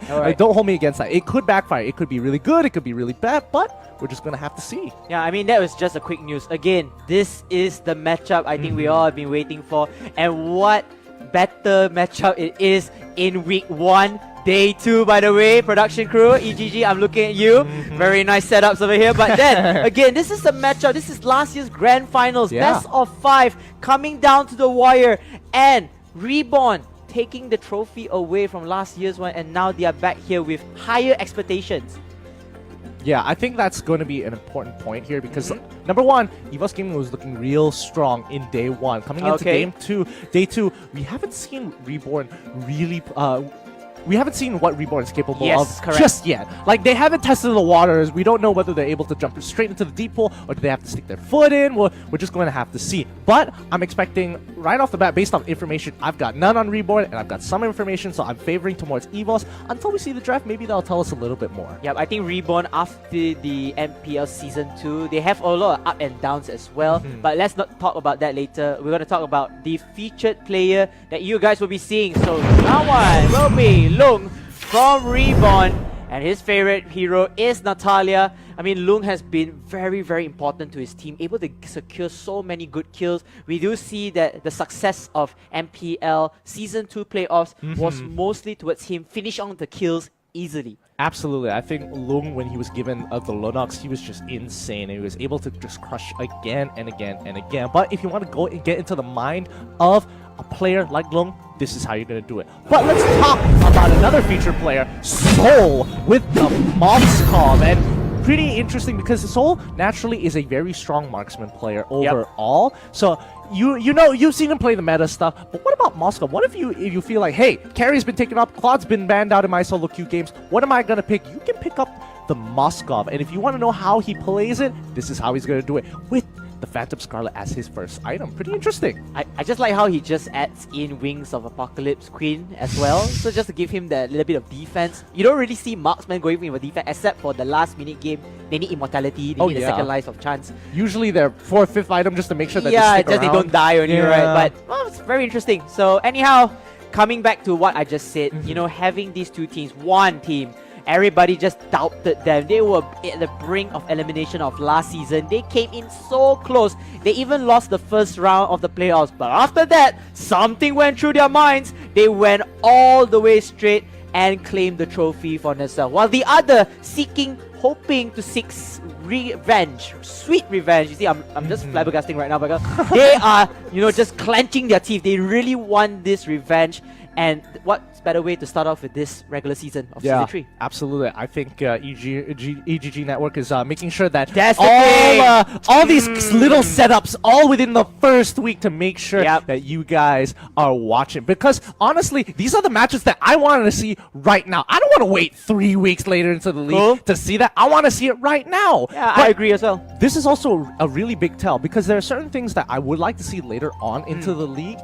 This matchup, if it does happen again, I would like to see it one more time because we want to see whether Reborn is able to evolve, and we don't know whether in this 6 weeks, whether a patch is going to drop anytime soon, whether the game is going to change, whether the meta might be shaken up a little. So it's one of those things where it's like, just maybe it might be different. Yep, I do agree on that as well. I mean, there's a lot of things that happen within these 6 weeks ahead.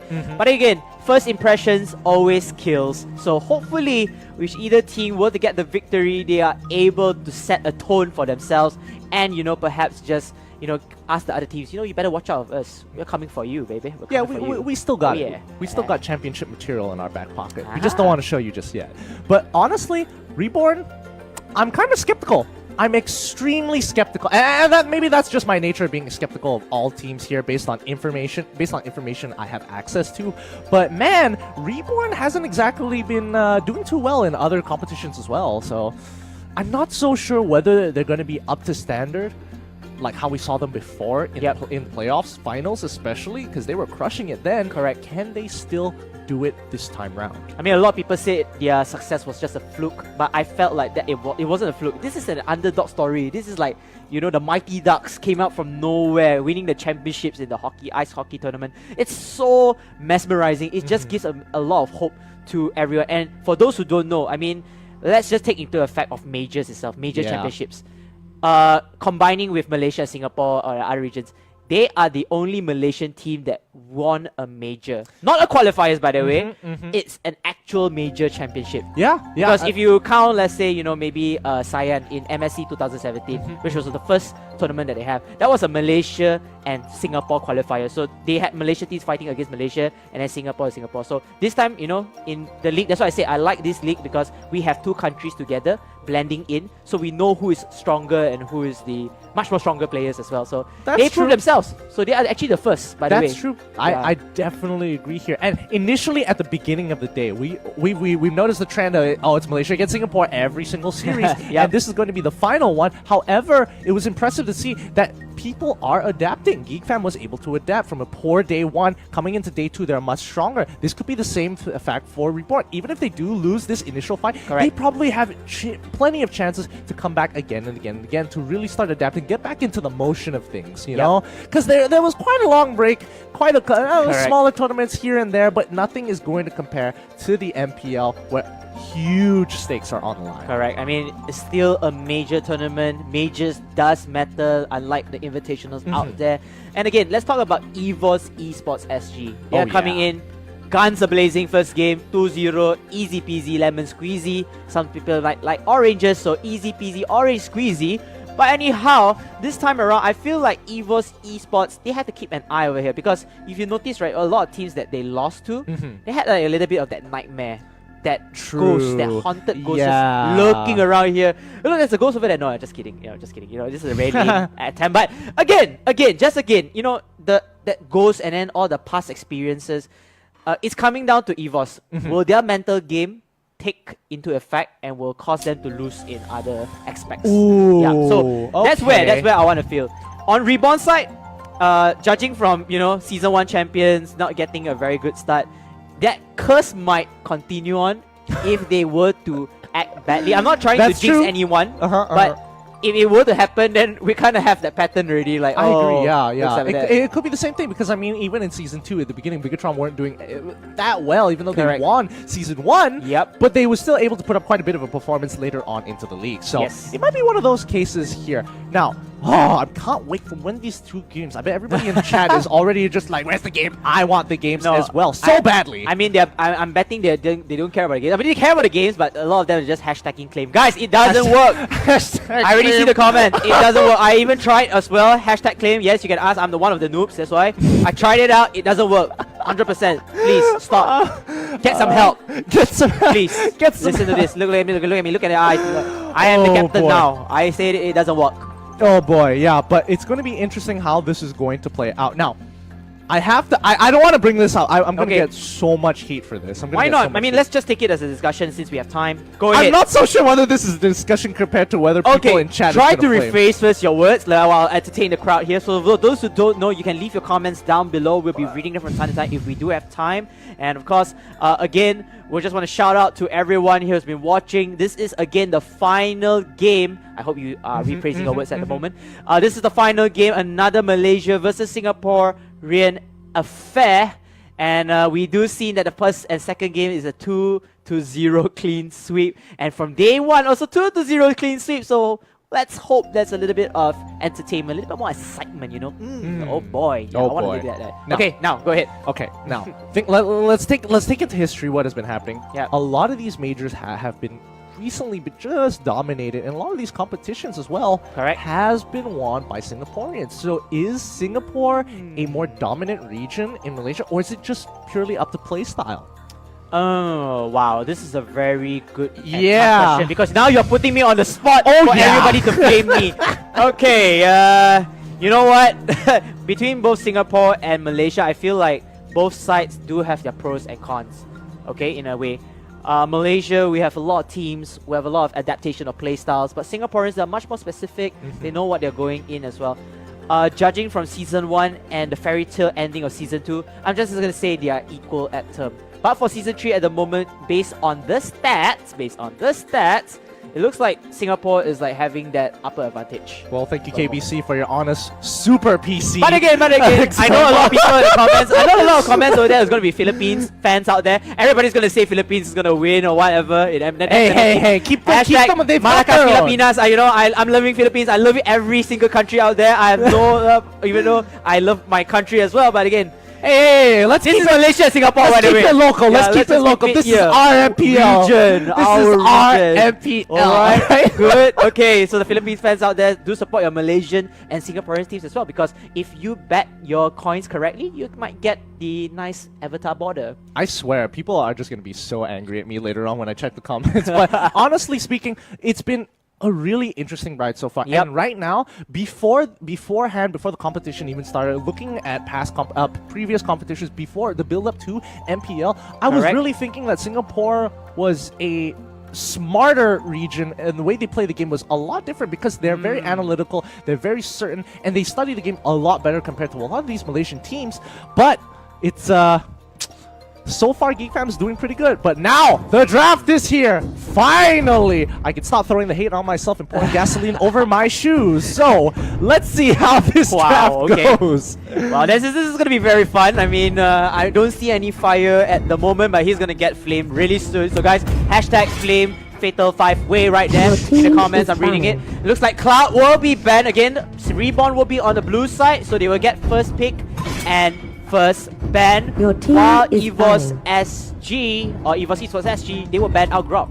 Standard ban, standard stuff. Exactly. Nothing much to talk Very, about. very standard overall. Let's just see how they want to play this out, because again, it's up to this second rotations of ban that's become really, really important, because it determines what they want to deny off of your opponent. And Reborn, they're going to get first pick here, so I'm pretty certain that they don't want to ban out Harith. They probably want to ban out something like the Lunox and then force EVOS into this awkward position.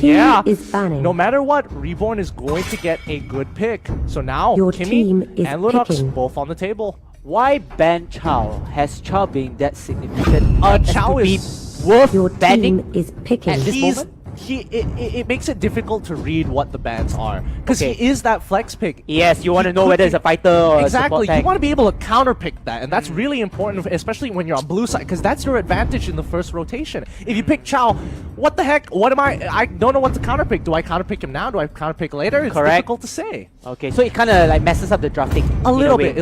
It throws a spanner into the plans. Nice opinion over there. So it looks like Team EVOS Esports SG, they're gonna pick up Kaya and Arkai very fast onto the tanks and supports. Yeah, very, very strong. I think honestly, in my eyes, this is like S tier picks here. You've got oh, I was about to say Moskov real quick because I got distracted by that. Wait a minute, he's hovering over it. Hey, come on, man. Let's hold that for a Yeah, let's hold that thought for a second tease, until they lock it in the next 8 seconds. But yeah, Kaya, both S tier tank picks. They're so good, so versatile. But let's see. Last pick. What's it gonna be? It's going to It's be much the fair. It's Leomord. fair. I think I like this type pick. You know, you get one much primary ADC, one offlaner, and one tank. Very, very versatile, very, very flexible. But EVOS, I think they've got their work cut out for them. They're going to ban out another tank in the second phase, forcing them into this awkward position where it's like you have to pick a sub-tier tank.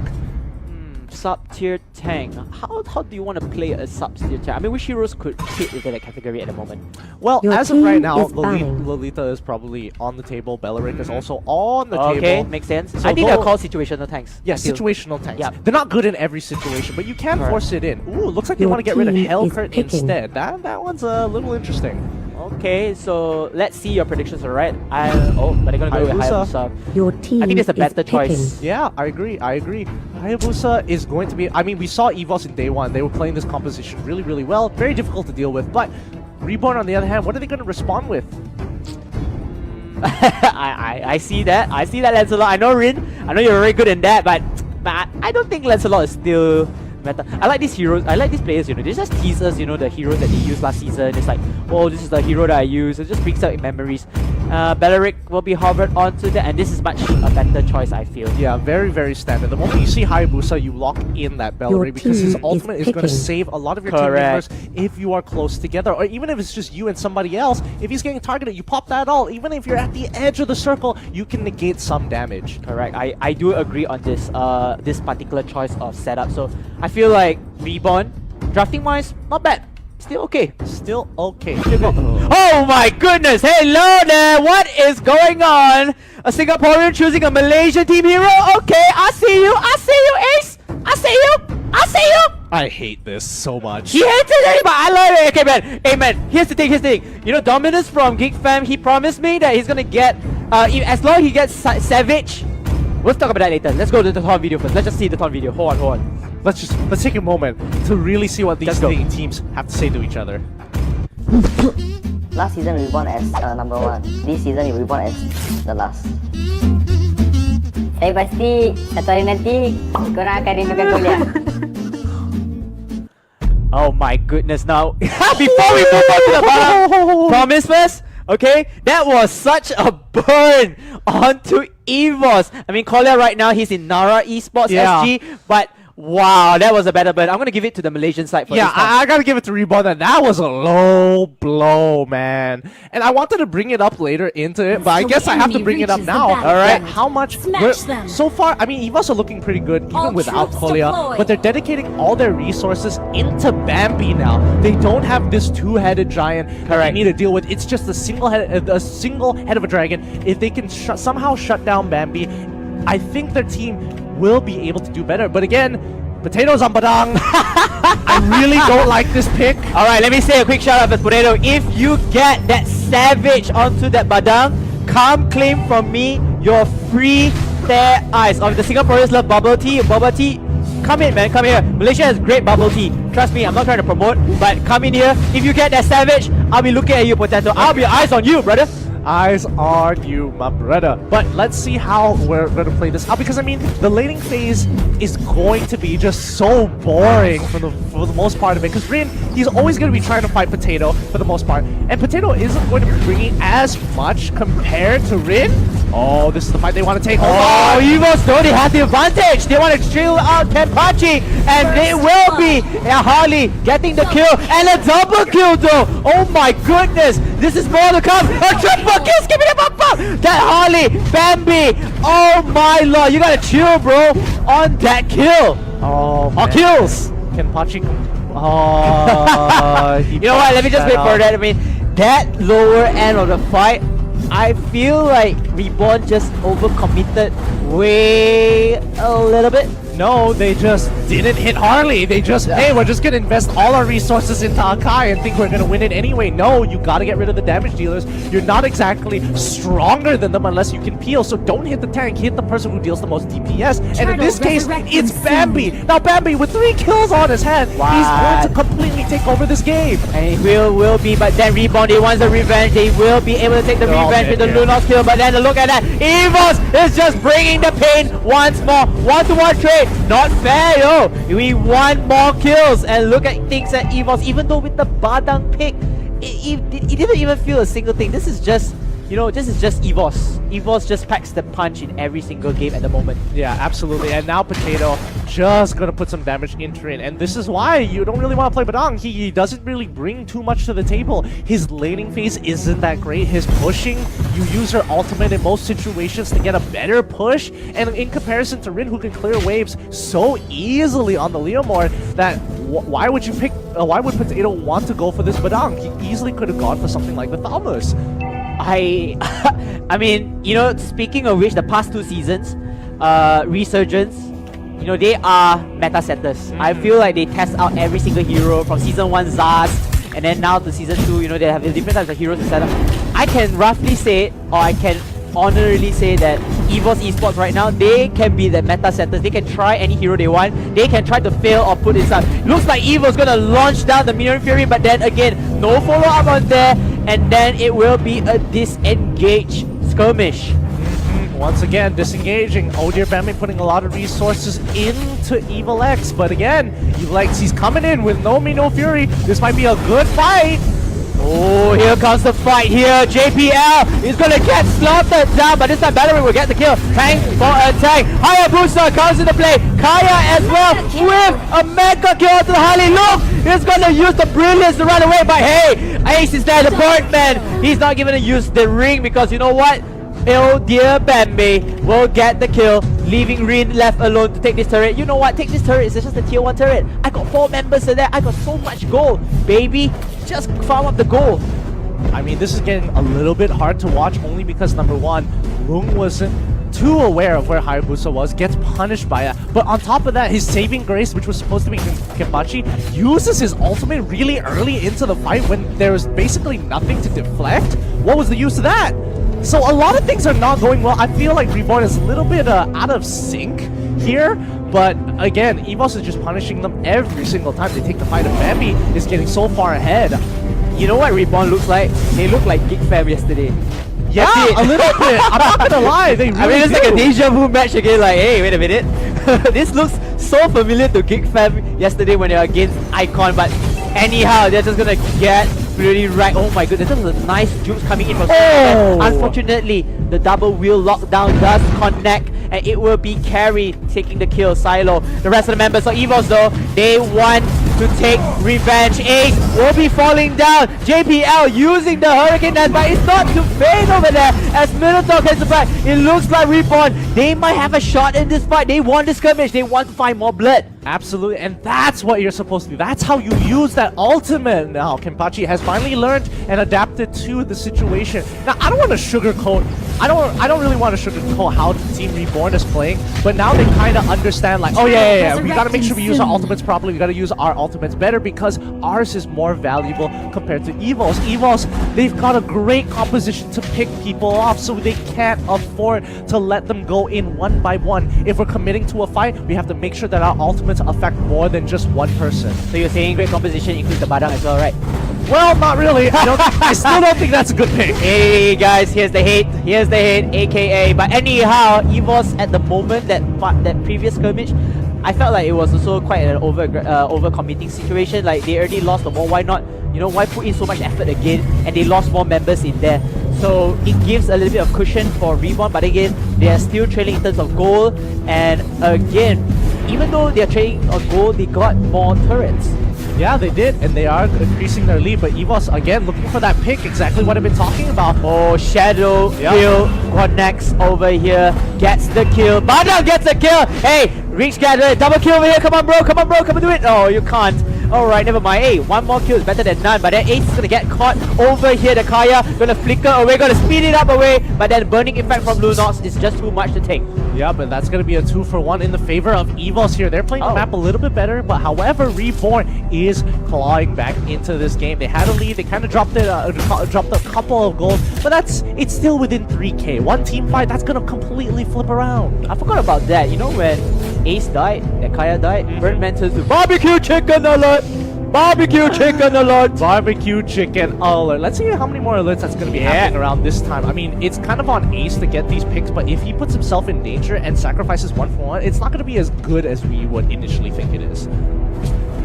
I feel like EVOS at the moment, they're just experimenting things. They're just experimenting things with whatever very non-meta heroes at the moment, and if it works for them, which is right now they are still holding on their ground. But at this time, Reborn must or had to find an answer. They can actually counter this though, because one of the heroes out there, he's not going to be that situational or, you know, proving an importance in this role to get the kills.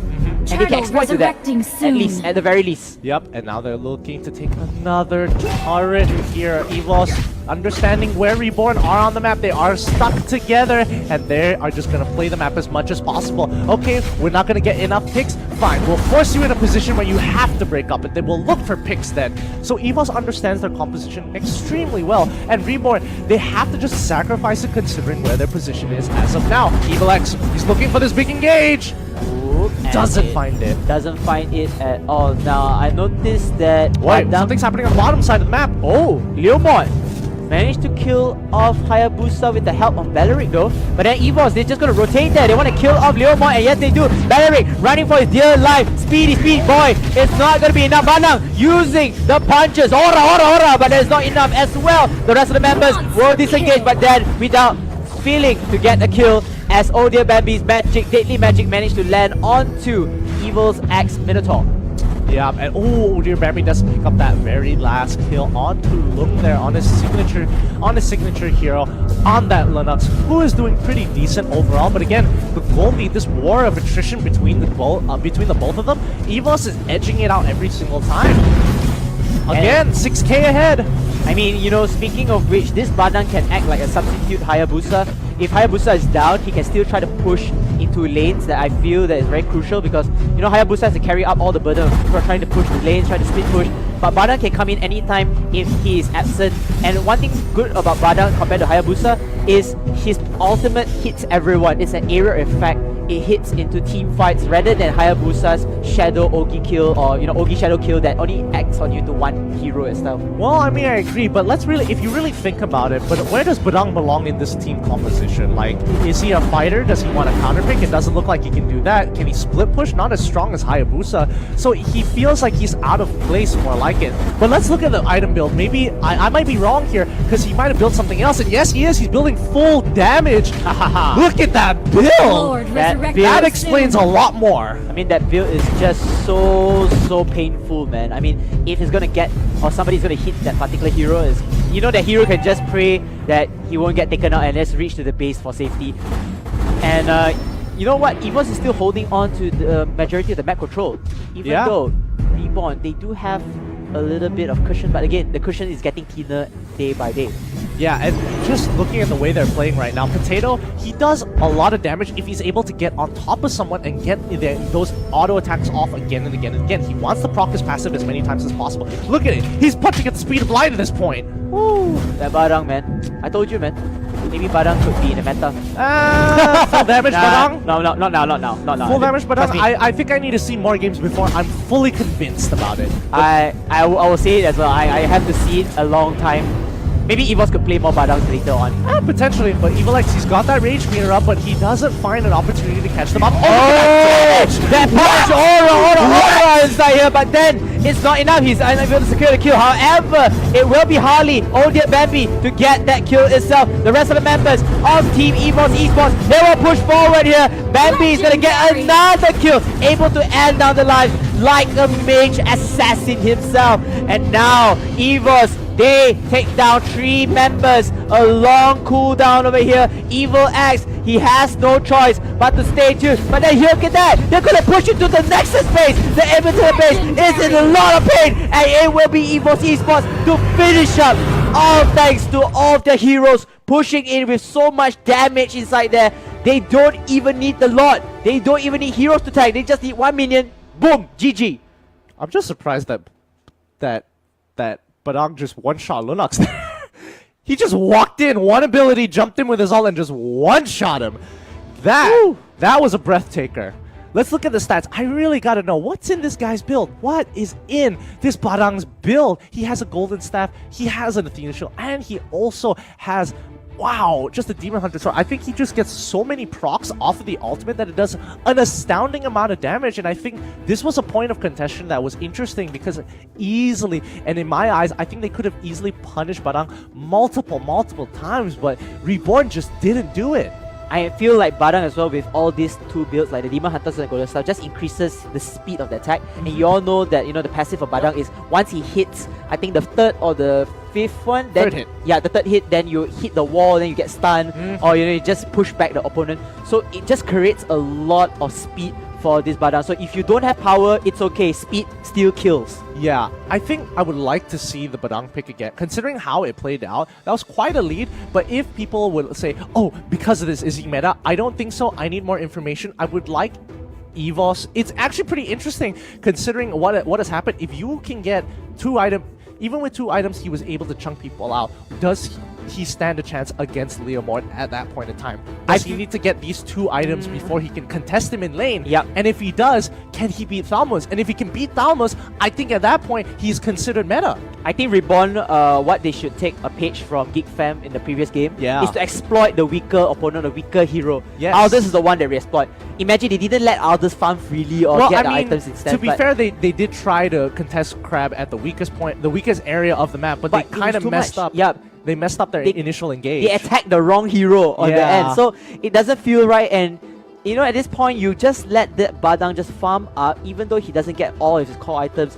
It's still very painful, and he contributed in a lot in terms of the wall, in terms of the ultimate. I wouldn't say the wall was the big point. I think the damage was the big point. Okay, there. the damage is that. And then, you know, Odia Bambi with the Harley just comes in, swipe, deadly magic, cards, that's it. I mean, I'm not going to sugarcoat it. I think Reborn just played a really terrible game here. It's You can honestly say that as well. pretty bad. I think they can do a much better job in terms of where they can play it. Their basics there in terms of trading objectives is still there. However, they need to settle the early game a little bit more so that they have a better foundation coming into the mid game. Because the mid game, they didn't look too bad. The mid game was actually their strongest point. I think the skirmishes was kind of proven that they can actually get some kills. But again, like you said, mistakes are made, and you know, by the time they want to do something right, you can see that the map control is all into the favor of EVOS Esports. I love this chase. It's like the grand chase of everything. Odia Bambi just spamming out cards, spamming out the deadly magic, just pushing forward into the base without any fear, taking down marksman. He's just a mage, ladies and gentlemen. He's not even an assassin in his role. And after that, that was just it. With 1 minion to build, there are 3 carries out of the game for Reborn. There's nothing much you can do. And you know what? Kudos to EVOS Esports. They try out something different and they still make it work. Yeah, a little bit different, a little bit interesting. Keeps it very refreshing. It is refreshing. It really is. But let's see whether this will change for the upcoming match for Game 2. Because, I mean, this isn't it. Reborn could still redeem themselves. Or is this 2-0 curse coming over all over again from day one? It's becoming like a trend at this point. I hope so. And again, we will be taking a short break before we move on. Could possibly be the last game over here. But then again, we are live. MPL is brought to you all. Of course, we are all live right here in Facebook Gaming. And it's brought to you by EGG Network and Moonton. And again, if you guys are wondering who are our sponsors, we have a legendary sponsor, which is U-Mobile, and elite sponsor, which is HyperX. We're going to take a very short break, ladies and gentlemen, for more upcoming MPL action.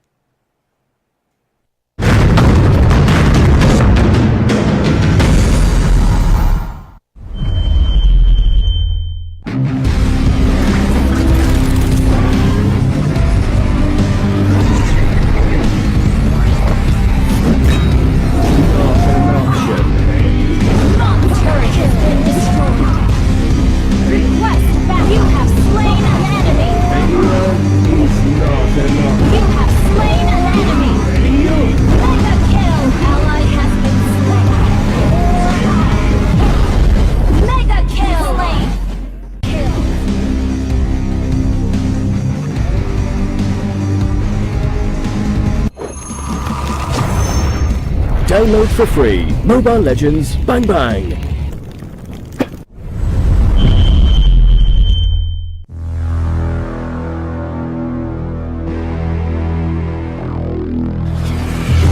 Let me introduce you to my partner, Dexter.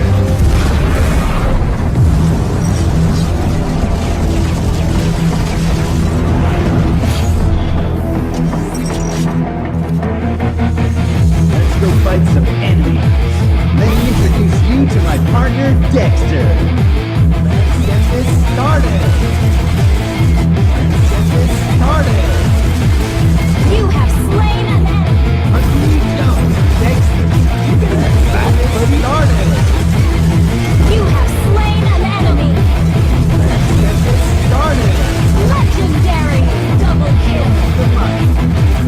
Triple kill.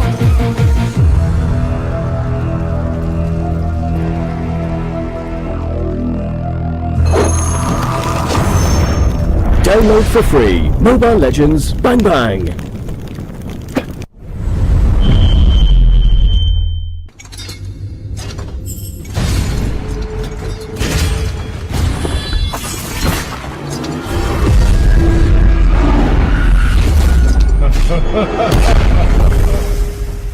strongest legion.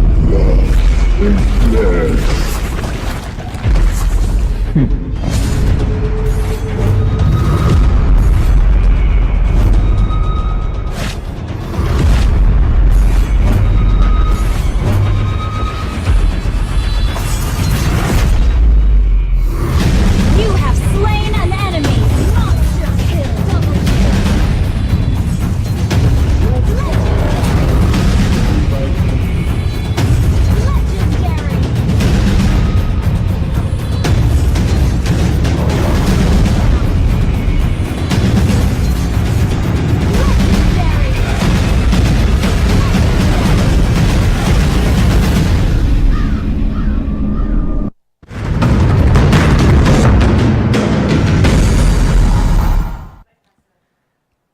Live on Facebook Gaming, this is the MPL Season 3 Malaysia and Singapore Week 1 Day 2, brought to you by EGG Network as well as Moontune with our legendary sponsors Mobile and our elite sponsors HyperX. Boy, has it been a long, grueling 2-0 day. I like how you said grueling, but when I heard the 2-0 day, just makes me chuckle up like, you know, nobody's business. But anyhow, that is the story for day 1 and day 2. Perhaps, just perhaps, round 2 we might see a 2-0. But before that, we will need to give a little bit of faith to the previous champions. Of course, it's none other than Reborn. So tell me more about this Badang play. Well, I mean, this Badang play overall, I don't think it really sets the meta just yet. I think he Or did. horses? I think he did do some impressive things with his lead, with that one shot at the closer towards the end onto Lung there. But overall, I don't think he is just there yet. His place in the meta isn't really solidified because pretty much everybody does everything better than him. If he wants to split push while still be affecting team fights, I mean, Leomord does an extremely good job. Yep. Can he beat Leomord in a 1v1? He can't even do that unless he builds full damage or has some sort of lead. Can he create a lead from himself? Does he counter the Leomord? No, Thamus does a better job. Can he scale to late game? Aldius does a better job at that. So he doesn't exactly have... He has no placing in this type of 'cause spaces. especially when you have heroes that already do those jobs better than him. Correct. Why choose him? Exactly. So, I don't know. Maybe I need a couple more games to come up with a better hypothesis here, because getting one... Can you still one-shot people with 2 items without any defensive items? Like, is that a thing? I don't know. I don't know just yet. I need to see more games of it. But Bullet hey, Staff, Demon Hunter Sword, let's see that one more time. Hey, but hey, you know, I've been reading the comments, and one of the comments that just made me chuckle was like, you know, Singaporean team using a Malaysia team hero to beat a Malaysian team. Ooh. I mean, that is just low blow. into injury. I feel it too. I feel it too. Yeah. And to Potato, if you get that savage, then we only talk about deals. Okay, that's my burn to you. Okay, get that savage first. Assist doesn't count as a savage. By the way, I'm just waiting for him to communicate with the teams like, guys, I'm gonna pick Badang. Feed again, me kills. Yes, feed me kills. Set me up kills. I'll see that. I'll see you later. But anyhow, the story right now: Reborn down 1 point. Can they be the first team to make it or to force the round? Or third round. Well, we're not so sure just yet. Considering the trend here and how Reborn played in Game 1, I think their sub as of right now isn't... I mean, he was playing really rusty in the early stages of the game. Later into the game, he started to adapt better. He was able to perform, but those early game decisions really affected the team. You gave 3 kills so early on to their carry, Harley, on Bambi out of all people. Not exactly the best choice in the world. However, I do think they can adapt, and I do want to give Kenpachi a second chance. Will he be able to perform?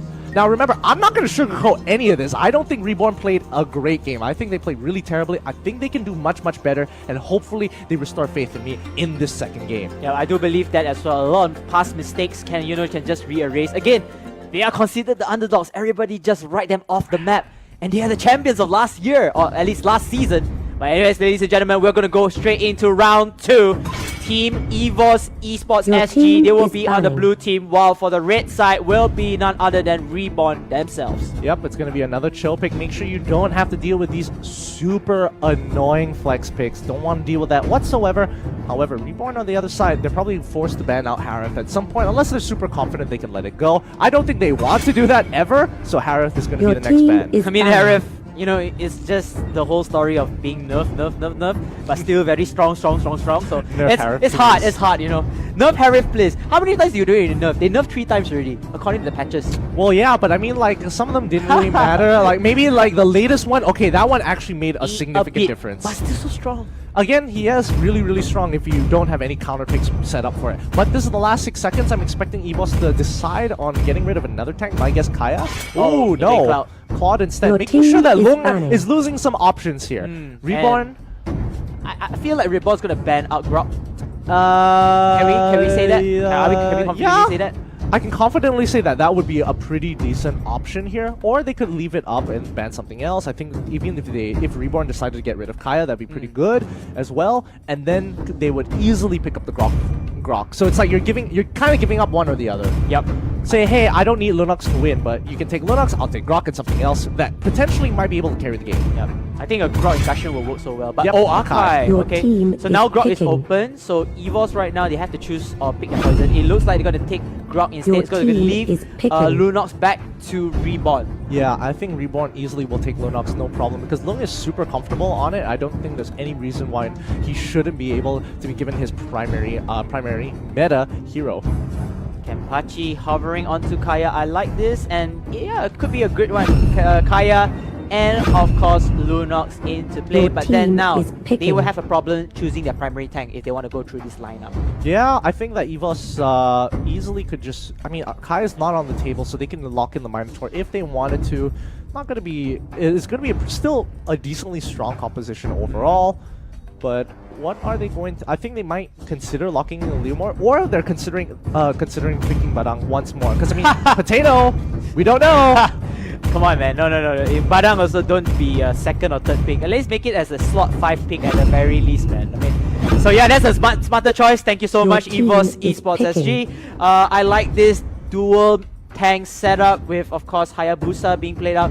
And speaking of which, Grok and Minotaur, they pair so well. They can annoy every single opponent the heck out of it. Yeah, I agree. I definitely agree there. And now coming in for their last lock-in, what do Reborn want to do? They've got their primary mage. They could just lock in and carry for themselves if they really wanted to, but Hayabusa is something that they haven't been able to deal with, and they're gonna lock in the Your Thanos. team I like this banning. pick, but then again, you are going to miss out. I mean, there's too many assassins. There's still really a lot of assassins over here. So maybe they want to prioritize onto the off lane, try to take down this anyone who is paired out with the off Your lane as well. team I think is it's going to be banning. Hayabusa. They try to do that one-on-one scenario. Yeah. I think if they can get...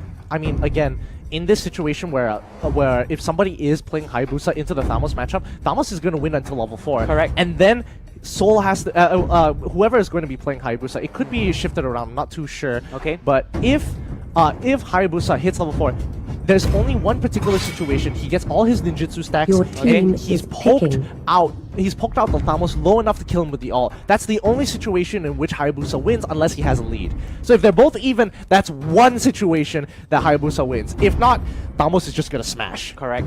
I do agree on that. So now they have these final 2 picks. I think they should go for a tank on assassin first.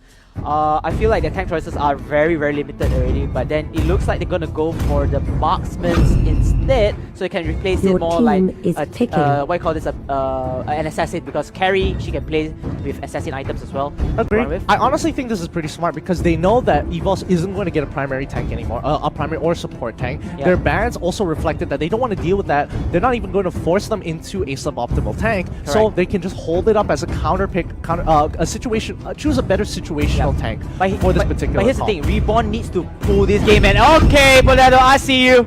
Your team Deals is on. picking. Deals on. You gotta get the Savage though. But here's the thing, they chose Gord. They chose Gord, who can CC as well. You have Minotaur, who can CC again. And when you have Badang, say for example, like you catch everybody off guard with the ultimate fist, that would be like the perfect combo-wombo situation. I mean, honestly, I'm not gonna lie. Gord is gonna be so good in this situation because here is what they want to do. EVOS is gonna play a front-to-front situation where Reborn's front line is going to be fighting against EVOS's front line, and they're not gonna let them through to get to the back line ever. Hayabusa has the added mobility. His primary target is gonna be looking to catch Silo at any point of time, or maybe force Lung to go into Brilliance at at some point, because Rin, he's not going to be able to get to the backline very easily, and even if he does, he's got to deal with 2 tanks, he's got to deal with CC from Potato, who can lock him up, allowing Bambi to just ult away. That is the perfect situation for EVOS. At the same time, Reborn, they got their last pick, which is a high loss. I assume that they want to care for the disengagement, because with all those attacks. But then, one more time, why high loss in a way that it helps to CC as well, to provide the cover, the initiation. So Reborn, perhaps they have a sleeve under, they have tricks under their sleeves. But then how? EVOS, hey, you know what? Potato?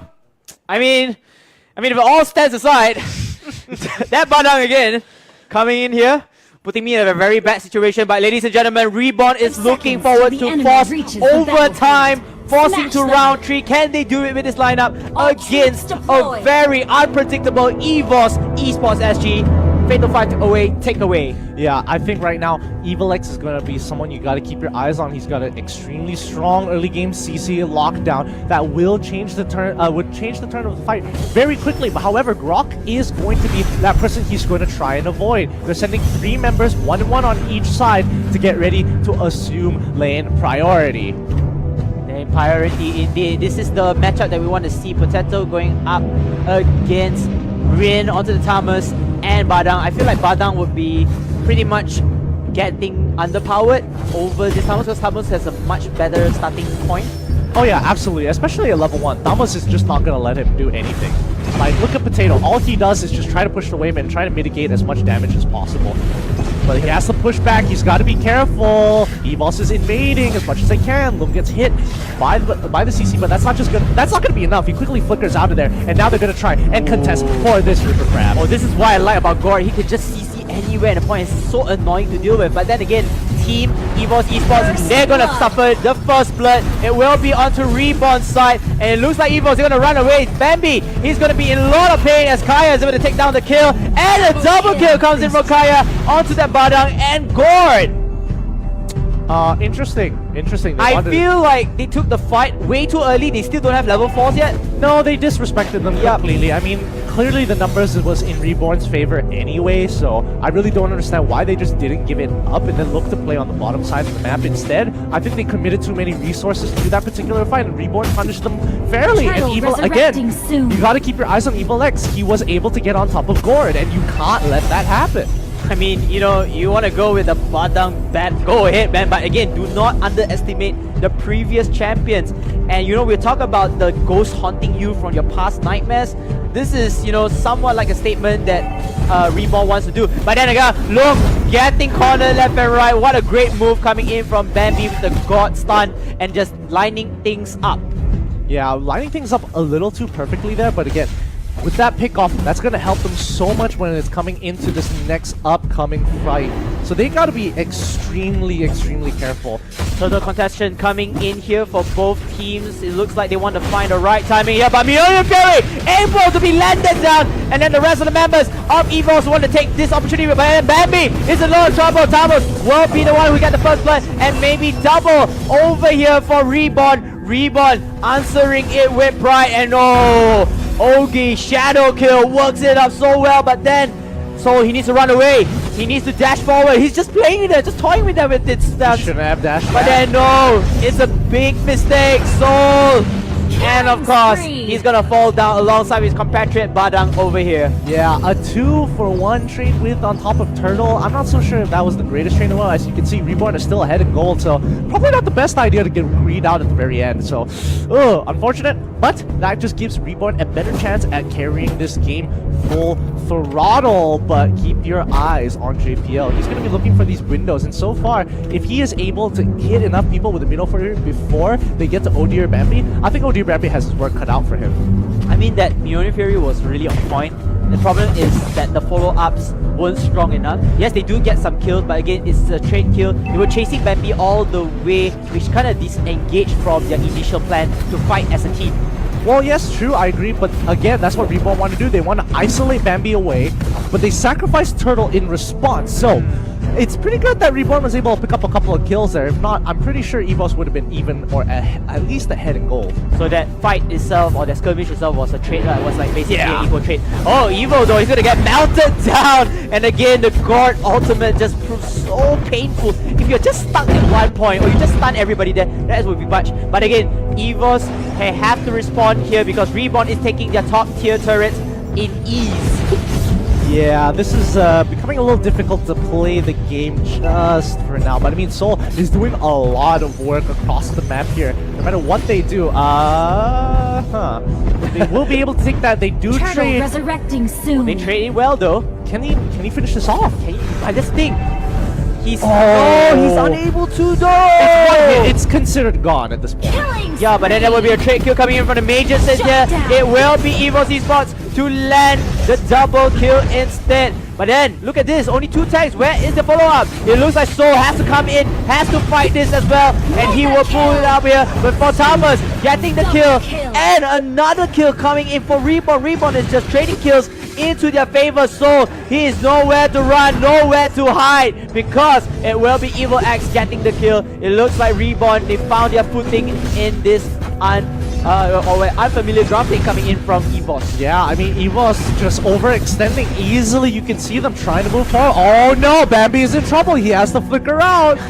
I mean, you know, Bambi, one thing bad about the Gord is the speed or the movement speed is very, very slow. So he really needs to time his positioning really well.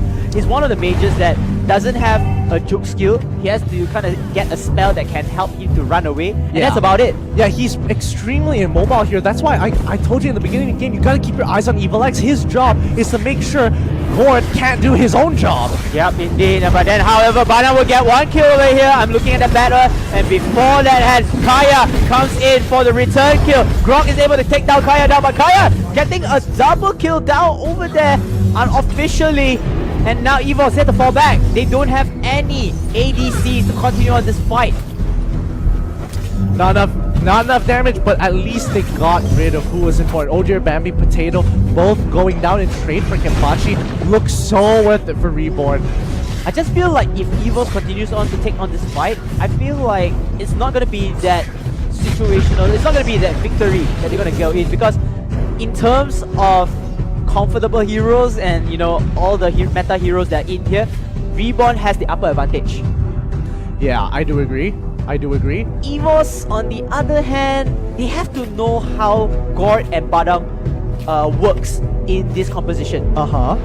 So far so good. I do see some that really work, but the follow-up isn't there. And once those heroes fall, there's no point taking the fight already, because he only left the tanks. There's nobody to carry on the damage. Don't expect Hayabusa to do that, because Hayabusa only can take down 1 hero at a time, not multiple heroes in the same time. So it's very, very tough for them to execute a potential good team fight. Yeah, I agree. And I think a lot of it has to do with Evil X. With that Righteous Glory, he slows down. Oh, hold on, Kenpachi did get a catch out to Soul! Oh, Soul though! He's gonna get killed! And now, even though JPL wanting to save this, it will be the Grok that gets the kill. Lunos will get Gord over here. Now, Team EVOS Esports, they are down by members and they're going to go down hard! They're gonna get 4 members getting slain down here. Badang, he needs to do something. He needs to go up there and at least get this turret. But again, the win comes into Reborn because they get 1 turret and 4 heroes in trade-off.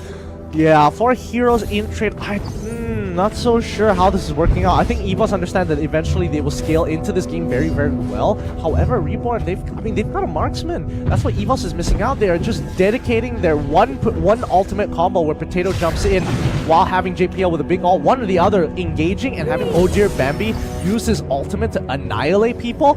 I think that's what they're banking on right now. Reborn at the same time, they have the guns, but then again, can they make it work? Hayabusa will get the kill onto Lunos. Kenpachi just running away into dear life. And EVOS, they're going to aggressively take this floor into contest. They have to be careful though, because Reborn at the moment, they have a lot of firepower. They don't want to take this up fight. Million Fury will land a couple of people, but then look at EVOS. EVOS, they're just stacking down now. Reborn, they have no chance though. However, Tamos gets a double kill over here. Triple kill, skippity papa. Potato running away for his dear life. He wants to run away into safety, but Rin is not gonna let it go, even though with the wall, Rin able to take down Badang, and it will be a team wipeout. I don't think Solo can take this. He needs help. He needs help. They're all so low. They're all gonna die here, aren't they? They're all gonna die here, aren't they? Oh, look at that! Oh, thank goodness! Wow! Thank goodness! So they will be able to take Lord whatsoever without losing a single member. But a really good fight from Reborn there. Evos, I mean Badang, he was trying his best, but was not enough damage. And this is where you said that comparing to all the fighters in his class, Badang is not fitting in that particular space. You know, you had Thomas, you know, just finishing off. You can see that even though under turret, there's nothing much you can do. Thomas was just too fast and, you know, just racking up this Badang. Yeah, absolutely, and that's where it gets a little difficult for EVOS SG to play the game. So right now they're looking for like some kind of engage. They want their combo to hit the big ticket targets. They want to hit Silo, they want to hit Lung with their ultimate. But the problem is once Rin gets into the backline, right now Bambi's having a hard time trying to peel these guys off of himself. Oh no, Evil X, he will get caught up by the wall of Grog and the rest of the members, just punishing him for being stuck over there. But then again, what is their follow-up? EVOS, they've been failing in terms of the scrimmages for a very couple of times. They're going to lose turrets over here. Can they at least struck or segregate the members of Reborn for the good fight? Let's double check the items real quick before Lord hits in. Before that final fight, it looks like Carrie's only got 2 items.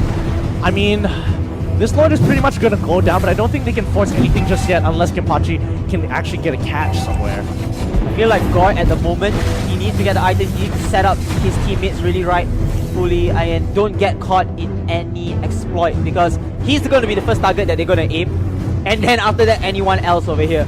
Badang at the same time, he needs a lot of support coming in from the rest of the teams.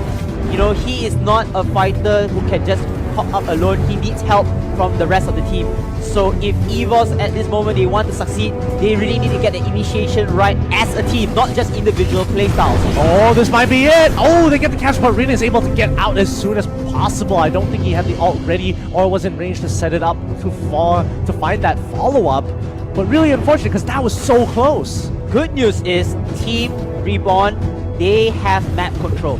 They have every single resources in their hand. They can wait for the next Luminous Lord to come on board and they can get the Lord. However, they have to be careful though. If they were to extend the time, it looks like EVOS might have a second chance to go back into this game.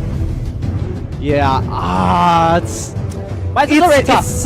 such a stalemate right now. You can see that there's a clear goal discrepancy. But closing out this game with that composition, especially when you have to deal with something that can wave plays so well, like Gord and Badang, it's just how are you going to break into their inhibitors unless you have Lord? So again, 3-minute rule applies. This next upcoming Lord is going to be a make it or break it for Reborn. I feel like Reborn as well, they really need to keep Silo like really on farm, because he's supposed to be the late game hero.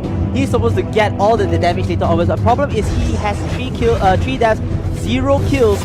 Even though with the Endless Battle and the Wind Talker, he really needs to get up as much fun as possible, then only decide to push and penetrate into the defenses. Yeah, I mean 45 more seconds until EVOS can try to steal away the Lord from Reborn. If not, they're just going to keep wave clearing again and again and again. So expect to see this until Lord comes back up in the next 35 seconds or so, because Reborn are in no position to force any fights under turret. And you know, one of our commenters said, Kenny, or you know what, Jason, he mentioned that Rin, Thomas, 11-0-5, 0 deaths at the moment, 11 kills. Yeah, he's doing an especially good job at just completely controlling the game and making sure that Oh Dear Bambi is not having a good time. I mean, Oh Dear Bambi is really not having a good time. 6 deaths. Very rare to see Bambi getting a lot of deaths, especially for a caliber player as him. Yeah. I mean, he got punished extremely hard wherever he was trying to make a move. But I think that's the way you just have to play the game, especially if you're in Reborn shoes. Now Lord is back up. Do they want to try and force something out here? Who would be the best? Okay, I think Rin would be the best hero to go one-on-one with Lord at the moment. One-on-one here? With probably the ultimate and you know, just getting the regen properly. That's true. Because I feel like Silo, he's still under farm. Yep. Long is under farm. Yep. Kenpachi and Evil, don't need to say. So Rin is the one that could go in, but imagine if let's say Rin goes in, who will do damage towards this team of EVOS if they want to push in for the fight? Yeah, I think right now Reborn need to force something here. They're buying too much time and EVOS is scaling very hard into the game. Let's double check the items. I'm pretty certain that they're already building up to their 3rd item. Yep. Blade of Heptacy is already built, as well as the Endless Battle on the Hayabusa. Oh, Blade of Despair just purchased. They are setting up for the big plays. Badang, oh, Thunder Belt. 101. Thunder Belt onto Badang. This is the third item, I think, that we couldn't see. He's gonna be hitting people like a truck. But right now, EVOS, they know that something's wrong. They don't see. Oh, they got the catch. Here. They got the catch. Okay, Grot able to go over here with Lunos, and then maybe more to kill. Maybe they're just gonna ignore this Lord play. Gonna deny it here by Carry. He's able to take down Hayabusa way above the battlefield. But damage, but they're not able to kill anyone over there. It looks like EVOS, they don't have any more damage dealers in hand except for God. God's gonna use the ultimate, taking down one, taking down two, maybe more to come. No, it will be an immortality being popped up over here, and that will stall the game at the moment. Oh dear baby, do you want more than? Nope, I don't think so. That's about it. What went wrong over there? I mean, it feels like EVOS at the moment trying to deny the Lord. But then again, Hayabusa was way out of there because of the Ogi shadow kill. He couldn't have any backup from his teammates. Yeah, as of right now, Potato, you got to keep your eyes on him for these last coming fights because he is looking to kill somebody as soon as possible, and he needs to hit multiple people again and again and again with that ultimate. And I think that's that opportunity that he's waiting for. His team can find good windows to collapse, lock them up, to set up these big ults. However, the moment those ults are down, that's all they have. They've got nothing else afterwards. Looks like Carry has been pretty much farmed, picking up the Winter Trussion and of course the Athena Shield. So this is going to be a very, very fun carry to see because the carry can actually go one-on-one as well with the Lord. So now it gives so many options for Reborn to play the perfect Lord take. Oh, this is such a drag of a game because EVOS, they're not in any position to force any fights. Correct. Reborn need to force a fight, but they're not doing Lord. it. That's the thing. Yeah, I mean, they need Lord right now, and this might be it. This might be the final fight that makes it or breaks it for the team. Oh, it looks like it's going to be a bait though. But no, CeeLo's going to start things off over here. The rest of the members of EVOS, they want to take down one member time, at least try to disengage or deny the Lord. Yes, they managed to deny the Lord, but then EVOS in a lot of trouble. It looks like JPL able to land the Mjolnir Fury perfectly, but then Potato getting burned down so easily by the opposite team. Gord, oh dear Bambi, could he do something over here? But so getting caught over there, and no way he is able to survive that. It's going to be a long cooldown in the graveyard before coming back to the battle, and this is Reborn's time. They want to take down Soul, and this is their moment to get the Lord and push for the victory. Yep. Now this is going to be a lot. This is going to be so huge for Reborn. They need to end this game soon.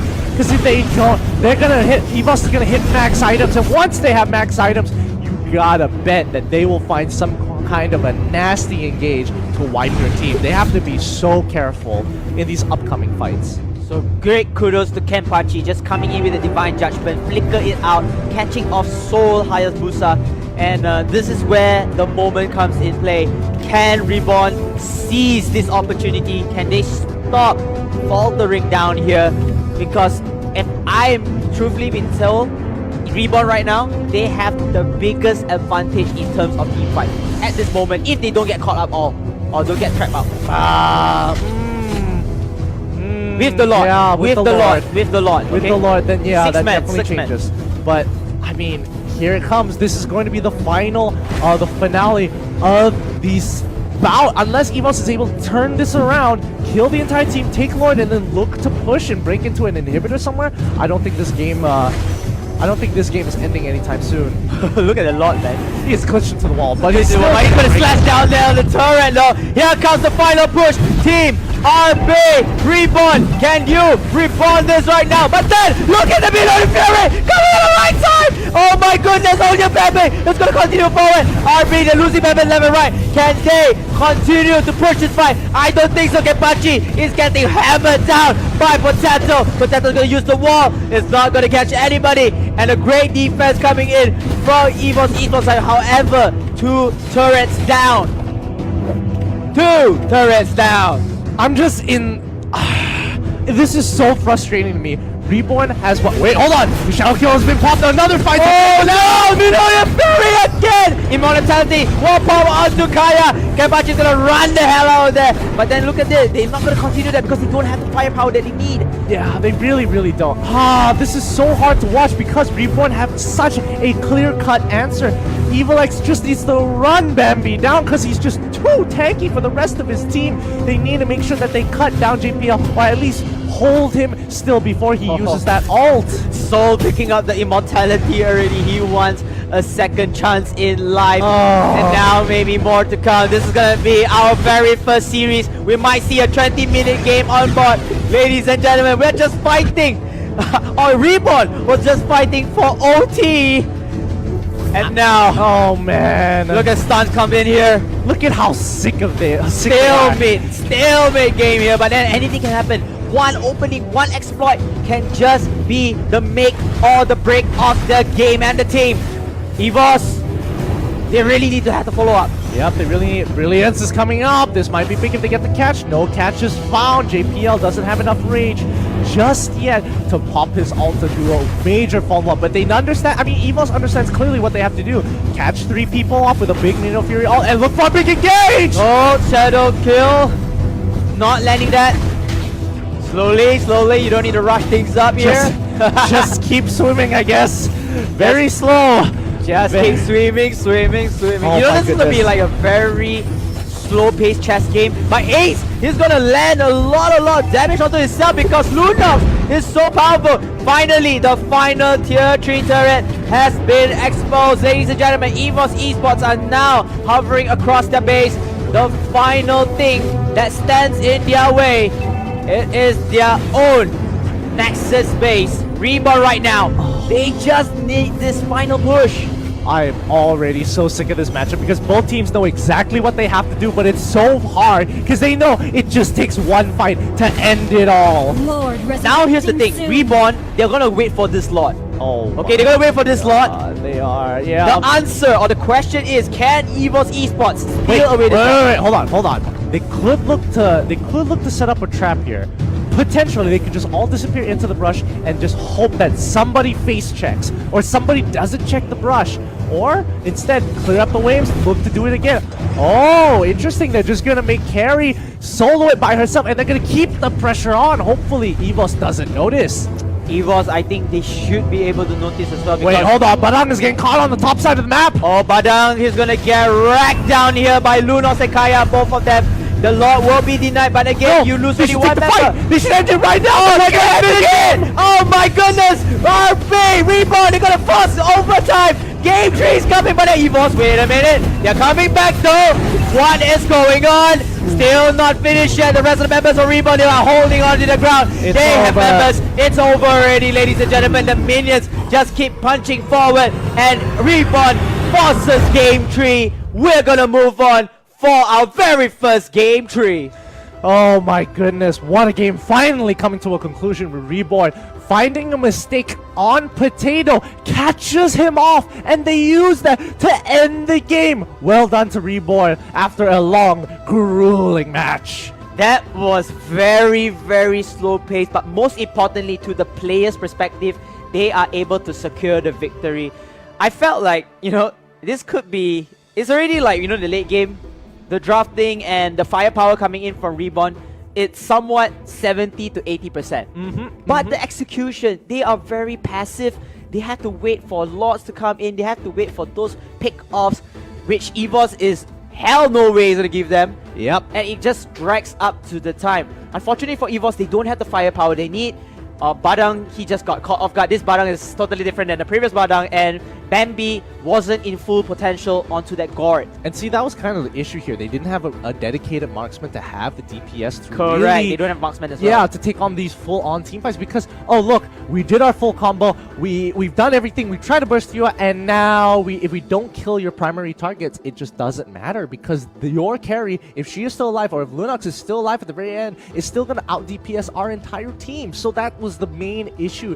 Even if they kill one, the other carry, without their ultimates, they wouldn't be able to kill the other carry. So that was just, it's just how the game is, the way their composition was built. And I already talked about this, the later game stages, yeah, you still make mistakes, you still give mistakes for your opposite team, which is of course EVOS to come back. But again, you have that carry. When it's that carry, early on, she wasn't really farm out. She got her own troubles as well. She wasn't getting any kills. But once she got all of those core essential items, just racking up the DPS, as you said before, it's over. Your Thomas was dealing so much damage. You have Nox who's also dealing so much damage as well. And you add in a carry in the later stages of the game. 20 minutes down the road, ladies and gentlemen. This is our longest game so far for the season. Yeah. Oh, man. And it's only the second game. This is going to push it into our third game of the entire season as well. The 2-0 curse isn't there, apparently, and it doesn't affect these two teams. But let's see whether or not EVOS, are they still going to go with a greedy comp to try and make Badang work? Nah. I feel like, I think this is a time where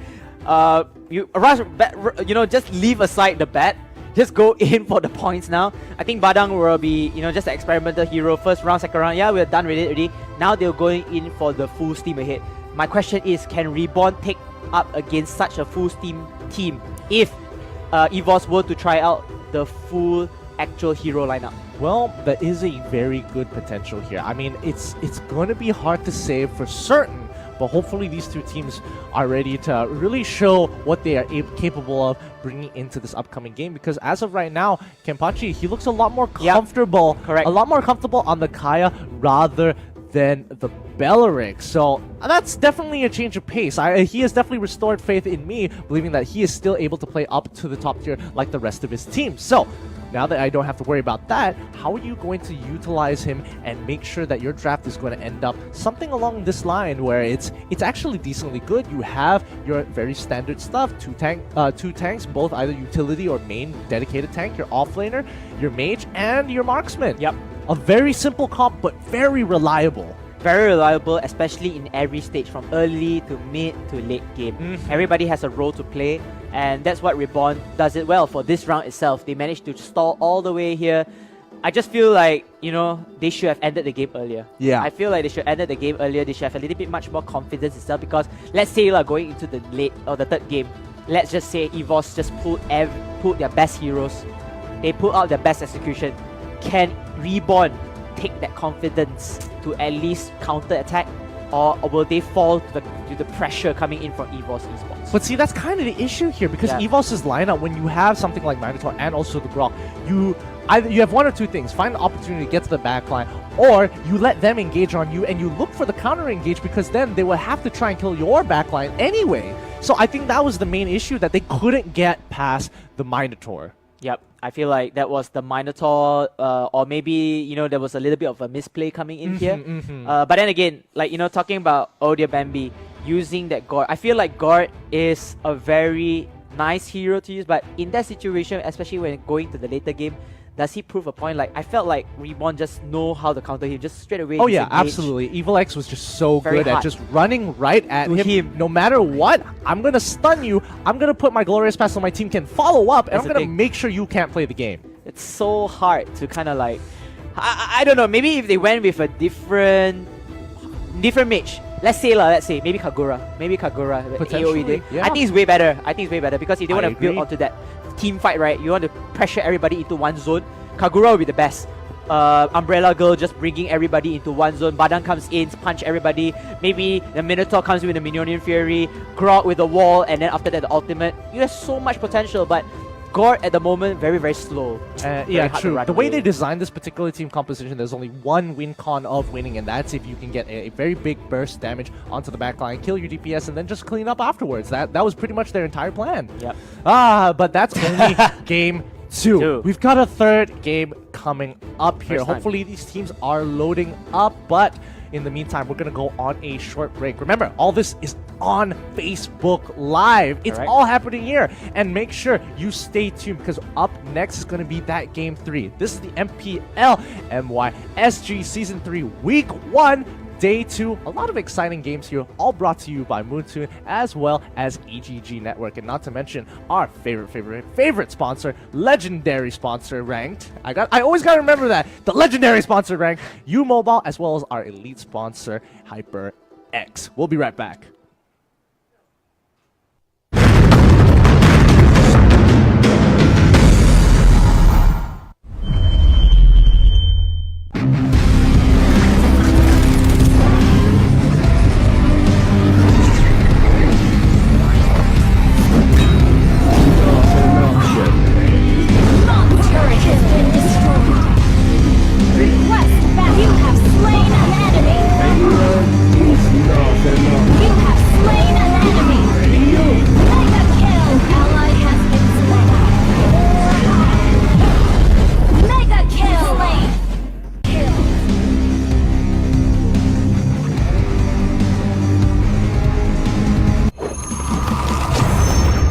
Download for free. Mobile Legends Bang Bang.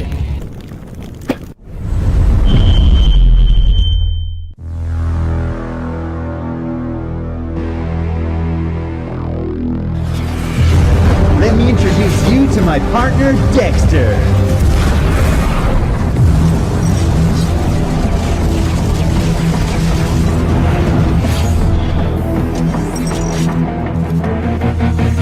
Let's go fight some enemies.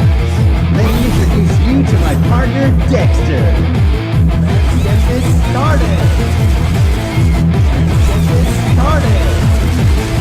You have slain an enemy. Dexter, you can let's get started. You have slain an enemy. Let's get this started. Legendary. Double kill. Triple kill.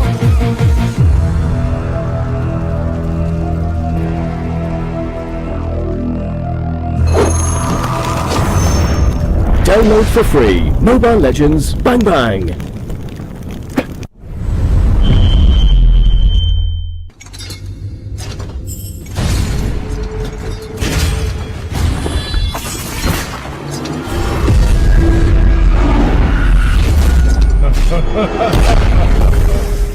The strongest needs your blood and flesh.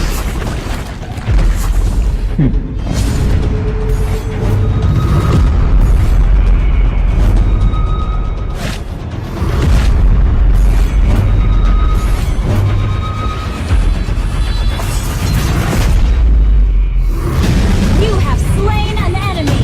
Monster kill. Double kill.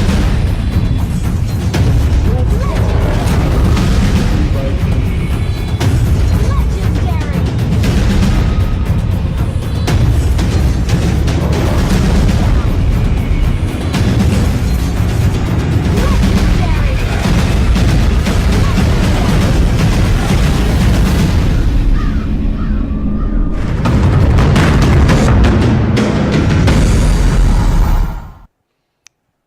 Ladies and gentlemen, welcome back to MPL Malaysia and Singapore Season 3. We are live on Facebook Gaming and MPL is brought to you by EGG Network and Moonton. Not forgetting our sponsors, both legendary sponsor U-Mobile and elite sponsor HyperX. My name is KBC Sensei, and of course beside me is none other than my co-caster Fatal 5-Way. That was a very long game, our very first long game, 20 minutes down the clock. Yep, 20 minutes down the clock. A very grueling game here. But hopefully these two teams, they've got the mentality for this. They will do this professionally. So I expect the next games to be fresh, crisp, and fast. I hope it is fast, and hopefully we have the teams going in with their full potential this time around. So the moral of the story of the second game is don't take teams too lightly. Exactly. I mean, again, really well done for Reborn there. They really withered out EVOS at the very end there. Nicely done. But now coming into game 3, will EVOS give them the same leeway like they did before? Or do they want to change this up? Or do they still want to win this bet they have with KBC? Nonetheless, I mean, you know, whichever team... here's the thing. Whichever team were to lose for this series, they will still go back home with 1 point. Yep. So that's the only bonus here. Unfortunately for EVOS, they've been denied that sweet 2-0. But let's go into the draft and see how they play this one out. So it looks like EVOS at the moment will be back into the Your red team team. is banned. Reborn will be from the blue side. They will ban out Cloud. Standard bans coming in. Grot will be banned out as well. Your team Nothing is too banning. surprising. This has been the... how do we call this? The staple bans. Staple bans, Yep. yeah, that's a good way of putting it. Well, let's see whether Cho is going to be on the chopping block. Nope, no Your Cho this team time. is It's going to banning. straight into the Akai. Wow. Are we losing the Harith? I'm assuming from the side of EVOS. I'm pretty sure they have to ban out Harif already from there. Your Free team Lunox is for picking. Reborn. So they can choose Lunox or go in with Kaya. The Kaya has been working so well under Kenpachi's hands. I think they should try to take that and maybe focus on a different mage to play. If they can, if you want to go for a different mage, Gushin is still available. You can run with Selena as well, but I don't think so. It Yep. looks to be Lunox. Your team EVOS is here have picking. quite a few options for themselves. Do they want to run the same setup that they did before, or are they just confident going, hey, might as well play some other new stuff? They could lock in their double tanks here if they wanted to, but my guess is they probably want to pick the Kaya for themselves and then look to maybe get a mage. Maybe get a mage or maybe getting an offlaner. And yes, it Yeah, is an the offlaner. offlaner. It will Your be Thomas. team is picking. Smarter choice, I would say. And going back to Reborns, and I think it's going to be a tank and an offlaner as well. Yeah, probably going to be. I'm not so sure whether they want to go the Leomord route this time around. They might consider something else, but hard to say. But definitely they want to get that tanks. Yep, they have that show under their belt. He can go fighter. He can also go dedicated tank here. And now they have Evil X locked in that Hayabusa. So team that's is probably leaning. Cho is leaning more towards the tank side this time around. I do feel that he's more towards tank support hybrid at this moment. Because you already have two ADCs already in the hands of Lunox and Hayabusa. You don't really need a second one. well, you've got your mage carry because she does a magic damage. Correct. And then you have your AD damage, which Yes, is from the Hayabusa. correct. But for this upcoming one, I'm expecting Minotaur. JPL has been playing very consistently on it. Not going to change whatsoever. I mean, they have to take it. If not, they will be banning Your out all the team tanks. is And banned. they only left like, you know, a very small pool of tanks itself. Yeah, a really small pool of tanks here. Reborn looking pretty decent overall. They've already denied the Hayabusa off of EVOS Esports. Your So team let's is just see how banned. they want to play this out. They could hold up their tank option and lock in the carry. Carry is still on the table. Carry. Oh, wait a minute. Now that I'm looking at it, they don't actually have their mage option either. So they Your could team is picking. they probably want to lock in their mage first here and then hold up their marksman. I like this ban. They're gonna ban out Balearic, so now it forces Reborn to choose those small heroes in the tank pool. Like, what else is there? And you're gonna get Your team another is picking. offlaner. Wow, EVOS. Something is writing in their minds right now. Definitely no more Badang already, but once they choose this particular offlane hero, no way there's a Badang coming out. So Yeah. rest assured, ladies and gentlemen, rest assured. But now running with two offlaners which share the same amount of responsibility and maybe perhaps farm, it's gonna be tough for them to segregate this type of stuff. True, I would agree. I would say that Leomord can go into that pseudo marksman role where he is looking to carry the game eventually, but it forces Reborn in this awkward position where it's like, hey, I probably can't. Your team I probably is can't use picking. Cho. I can't flex Cho anymore. So now I have to put him. Into that tank position, and now that I have Hayabusa, it's kind of difficult because I don't have that marksman that I need, Yep. and I can't put him into that offlane because he can't really deal with unless I give him support. So in this situation, I would have liked to see Reborn pick up the carry for themselves, but instead they're just gonna hand it over to EVOS Esports here. I mean, they could easily do that, but again, a mage looks pretty good as well, and it looks like two big daddy comps in my eyes. I mean, they don't even have an assassin yet at the moment as well. But then, okay. Oh, this is so good. Wow, this particular setup is so... I feel it's very sustainable. It is sustainable Besides only the Kaya, because yeah. but, well, I mean, Kaya is interesting. She can get that initial engage, but I think this is really good because now that Ace is going to be on the Alice, Correct. they are going to chunk people out. 3 members of their team are just the combo with the Alice combo with the Minotaur is going to do so much damage. On top of the fact that you have Thalmos peeling them 24/7, this is just going to be a huge cleanup for Leomord. So just keep your eyes on Leomord because he's going to be looking to clean up a lot of these fights. As for Reborn, I think that split pushing is one thing and try to get as much turrets as possible before your opponents get all the farm. I think this is the best option at this moment. Hayabusa is there. You have, you know, those Lunox as well who can actually try to deal damage. So we'll see. This is the final game. My bets are to no one. It's 50-50. I'm going to play very safely because, again, this is our very first 3-game Seconds till series. the Ladies and enemy reaches gentlemen, the battlefield. it will be the Smash final them. one right here. Launch Who's going to attack. take it home? All Who's going to get troops 2 deployed. points instead of 1? Yeah, I think we can't really count out Reborn here because they have Rin on that Lapu Lapu. He's going to be able to pump out a lot of damage into the enemy team if he gets a really good engage to stop them from that big combo that I was talking about that will happen later in the game once they hit those level 4s. So a lot of pressure is being put onto Lung and Rin. However, same goes for EVOS on Odir Bambi as well as Soul. Potento right here running with the Thalmos, going 1-on-1 with Rin onto the Lapu Lapu. He's going to get a higher advantage here in terms of lane dominance. And EVOS, they're gonna run with at least one support or tank babysitting their damage dealers. So that's actually a very nice move. For those who don't know, whoever is in Mythic play or Mythic rank, that's what is the meta right now they're running with this. Yeah, and they're sacrificing an entire mid-wave here just to ensure that they secure the River Crab. They're going to lose a little bit of EXP, but I think that they want to funnel Alice as much as possible because Alice, unlike other mages, she takes a little bit of time to actually start popping off. She doesn't get immediate damage with that Lightning Truncheon, so she has to build up the Clock of Destinies, get the concentrated energy before going into the big ticket items. Like teams are just gonna pick up their starting items, mostly warrior boots, demon shoes, wizard boots, whatever you call it. I mean, those are the essential items that you want to start off because they give you a little bit of attributes, especially you want to farm down minions and jungle buffs way quicker. And of course, some of them will get the jungle items or jungle hunter's knife to begin with to get the extra XP that they need. Yeah, Turtle and now you can see that the EVOS Esports, they're not really trying to look for any kind of invade. They don't want to fight just yet. They know they need level 4, and Turtle is going to be an uncontestable objective until they've got their big ultimates, especially from Ace, as well as Oh Dear Bambi, who they are just getting. But Ace isn't level 4 just yet. They're setting it up. Reborn, they know that they're there. Hey, they're there already, but then the Jit Kundo and the Way of the Dragon first up here as Reborn will get first blood. EVOS Esports in a lot of trouble because the Lunox is very powerful in early stages of the game. The rest of EVOS, they have to fail back. Oh my goodness, the push coming in for Reborn. A whole new different team. Maybe the previous game gives them the confidence, but then EVOS Esports fight back nail and tooth with those double kill of their own.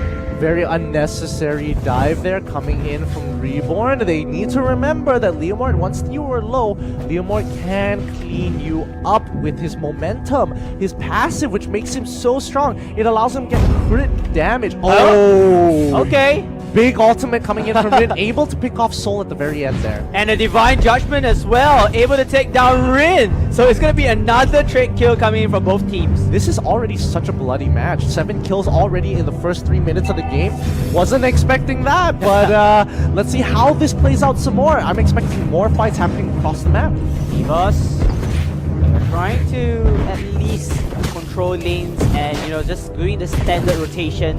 I feel like EVOS and Reborn, the only similarity they have is they are quick in rotations. They can, no matter what, they can just go from bottom to top in just a matter of seconds, and that's what they're doing right now. This is their strength in both of these teams.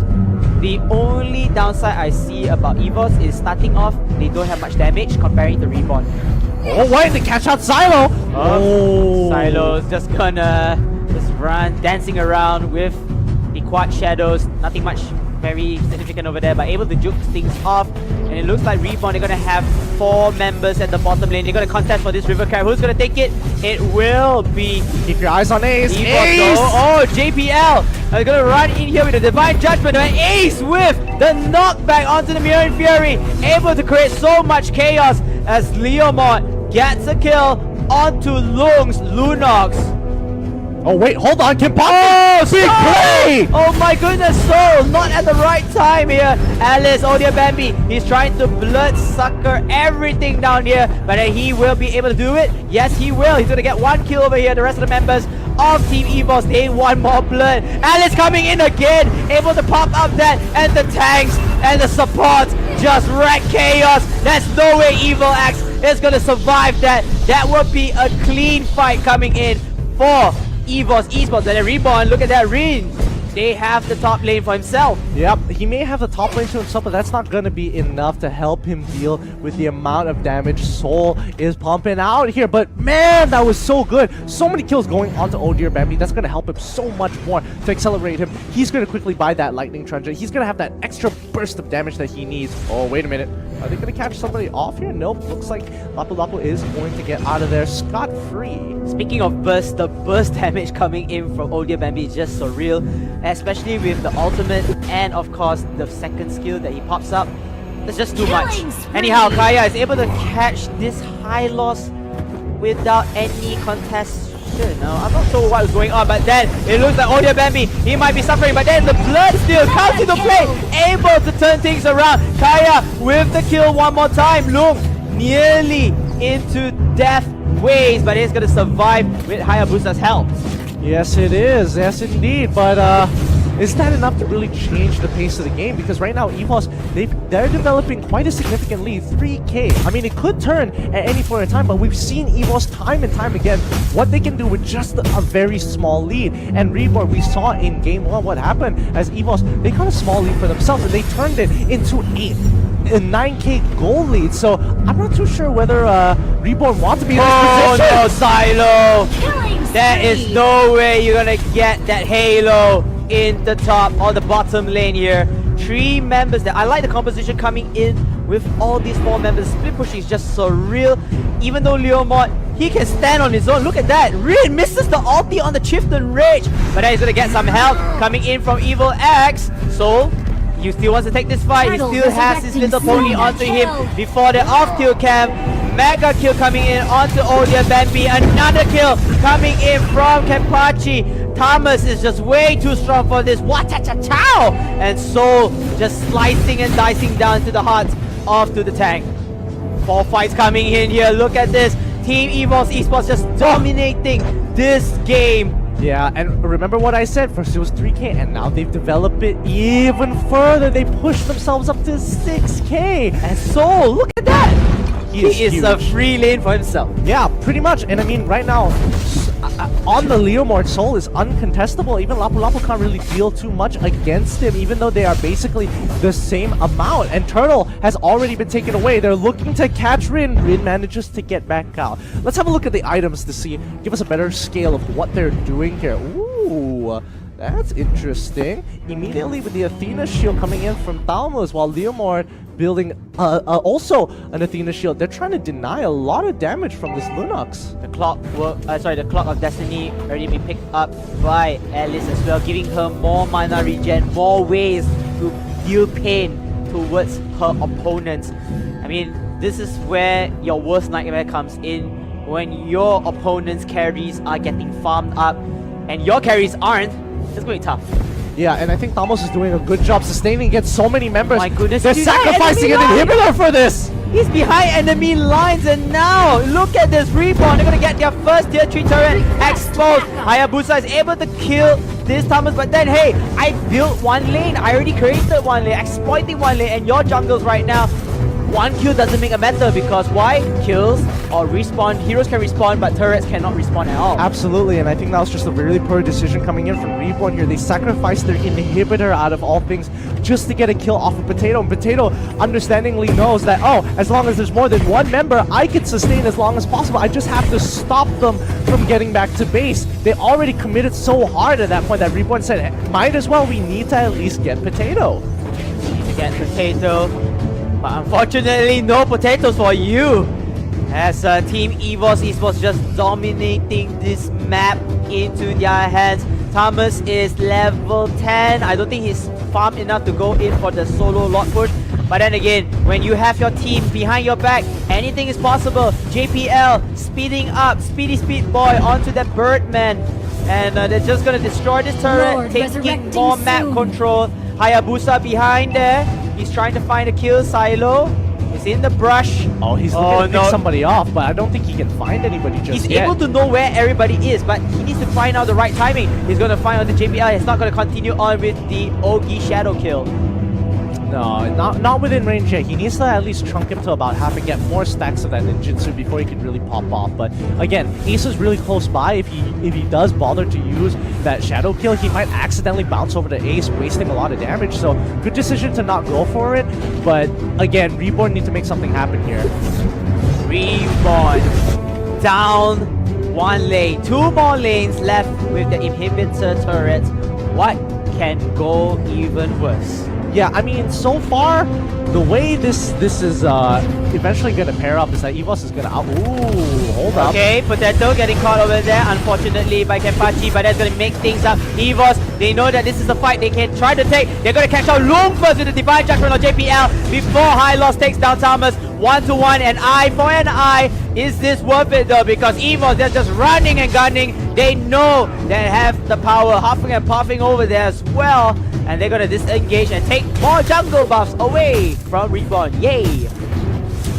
Jungle buffs and this is so frustrating to see. They're getting so close to ending up the JPL! He catches Rin! Rin's in trouble, he's trying to get out, but Lapu Lapu is But they're really able to flicker though! Onion Fury did not connect, and that gives second chances to Reborn at the very least. But then again, getting your jungles being denied one more time.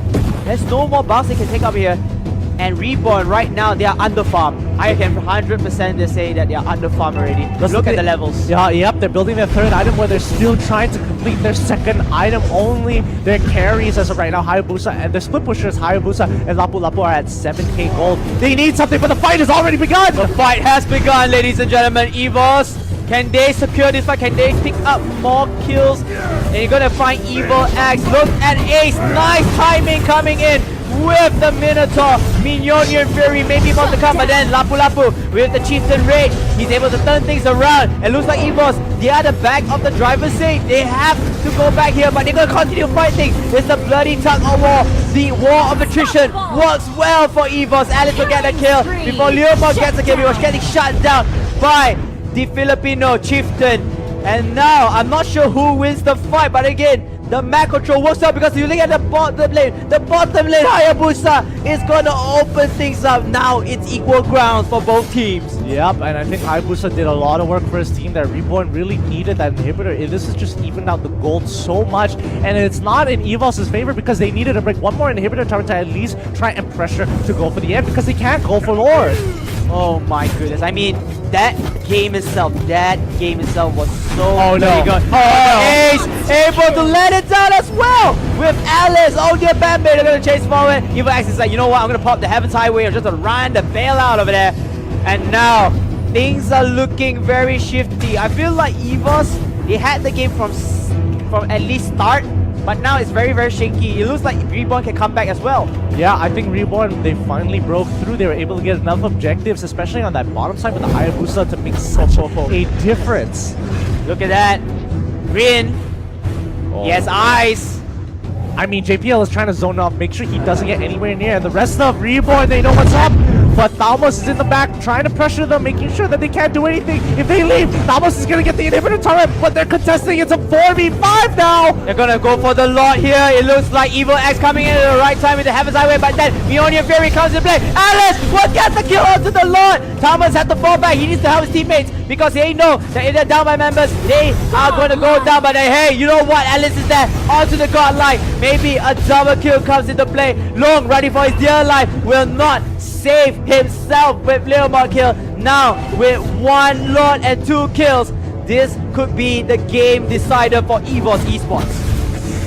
Oh, here it is. EVOS, they're just slow pushing now. They're just waiting for their minions to walk up to take this inhibitor turret. They've got another 10 seconds until Evil X comes back. 17 seconds until their carry comes back. They're going to take this inhibitor without too much contention. But I think the big thing is Lord here. This is going to be the final push for EVOS. They're looking to end it all right here, right now. They are looking to end it all once and for all. Look at JPL with the nice push, but the Chieftain Rage able to connect with the immunity. However, it's not enough. EVOS Esports, they are going to charge forward. It's just GG. Lord is healthy. It is all over. Reborn will go down to EVOS Esports 2-1. And it looks like Reborn still have a little bit in them, but unfortunately history will not repeat itself like the grand finals as EVOS take their revenge onto Reborn, showing them that the champions can be felled. 2-1. 2-1. Pretty good for EVOS. They would have definitely liked a 2-0. I mean, let's just talk about the stats first. Bambi playing this hero way better than the previous hero on guard. Works out like a charm. The Glaive, the Clock of Destiny, the Lightning Trishan, everything is just working, including the Wind of Nature. Is that the Wind of Nature or Winter? No, that's the Winter Trun. Winter Trishan. So much has been built onto this hero, and you know what? She only suffered 1 death. Yep. But the most amazing thing, Ace coming in at the right time.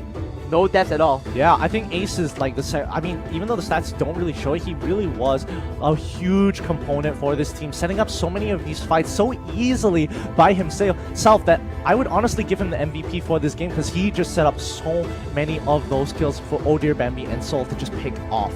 And you know, talking about Reborn, yes, they had like somewhat like a comfortable cushion, but then again, they were getting outplayed by EVOS. Rain was playing really well. His Chieftain Rage was just knocking down everyone, and then you can notice that the Lapu Lapu is so OP. I'm not sure why Filipino heroes are so OP. The Philippines out there, maybe you can just ask them to nerf down your hero. But again, buff out our hero, buff out our Badang hero, by the way. So it's so strong, but the problem is no follow-ups. Yep.